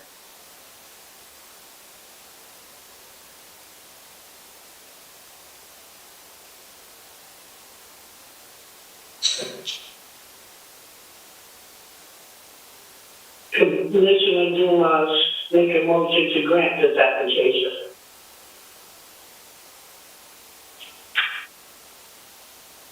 Can I get a second? Before we go to the second, Commissioner Dumas, is that with the conditions that Mr. Paparosi outlined? Yes, it is. Mr. Paparosi, can you just detail the conditions, please? There was the one where the private hauler is going to take care of refuse and recycling. I believe there were a few changes for Mr. Evans on the zoning chart and on his plan, and that was it. And Mr. Sarlo, the applicant consents to the condition of the private parking? Yes, Councilor. Thank you. Okay, do we have a second to the motion? Good evening, Commissioner Sherman, second. On the standard, that this is under the condition that was made by our plan. Thank you. All right, so I'm going to pull the board. Commissioner Dumas. Yes. Commissioner Furman. Yes. Commissioner Hodges. With great reluctance, I will go ahead and say yes to this, but my message is very clear about the developers in the future, because they're running out of spaces in this town for a lack of parking in new buildings. And it's our job to protect the interests of our neighborhoods, as well as to support new buildings. But the people who live here, they bear the most they suffer the most from these conditions that are getting worse and worse as time goes on, with each building that comes in short of parking. I will say yes to this. Thank you. Commissioner Manalo. It's with, I'm very sad because I have to deny, I don't do it. Very good project, and although in another circumstance, there are other circumstances I would definitely approve, but I can't in good faith and in good conscience approve that, so I'm going to vote no. Thank you. Commissioner Levine. Yes. Commissioner Mohican. Yes. And Chairman Doxey. Yes. All right, so we have 6 in favor, 1 against, that's an approval. Thank you. Thank you. Thank you very much. Thank you, commissioners, and we heard you loud and clear.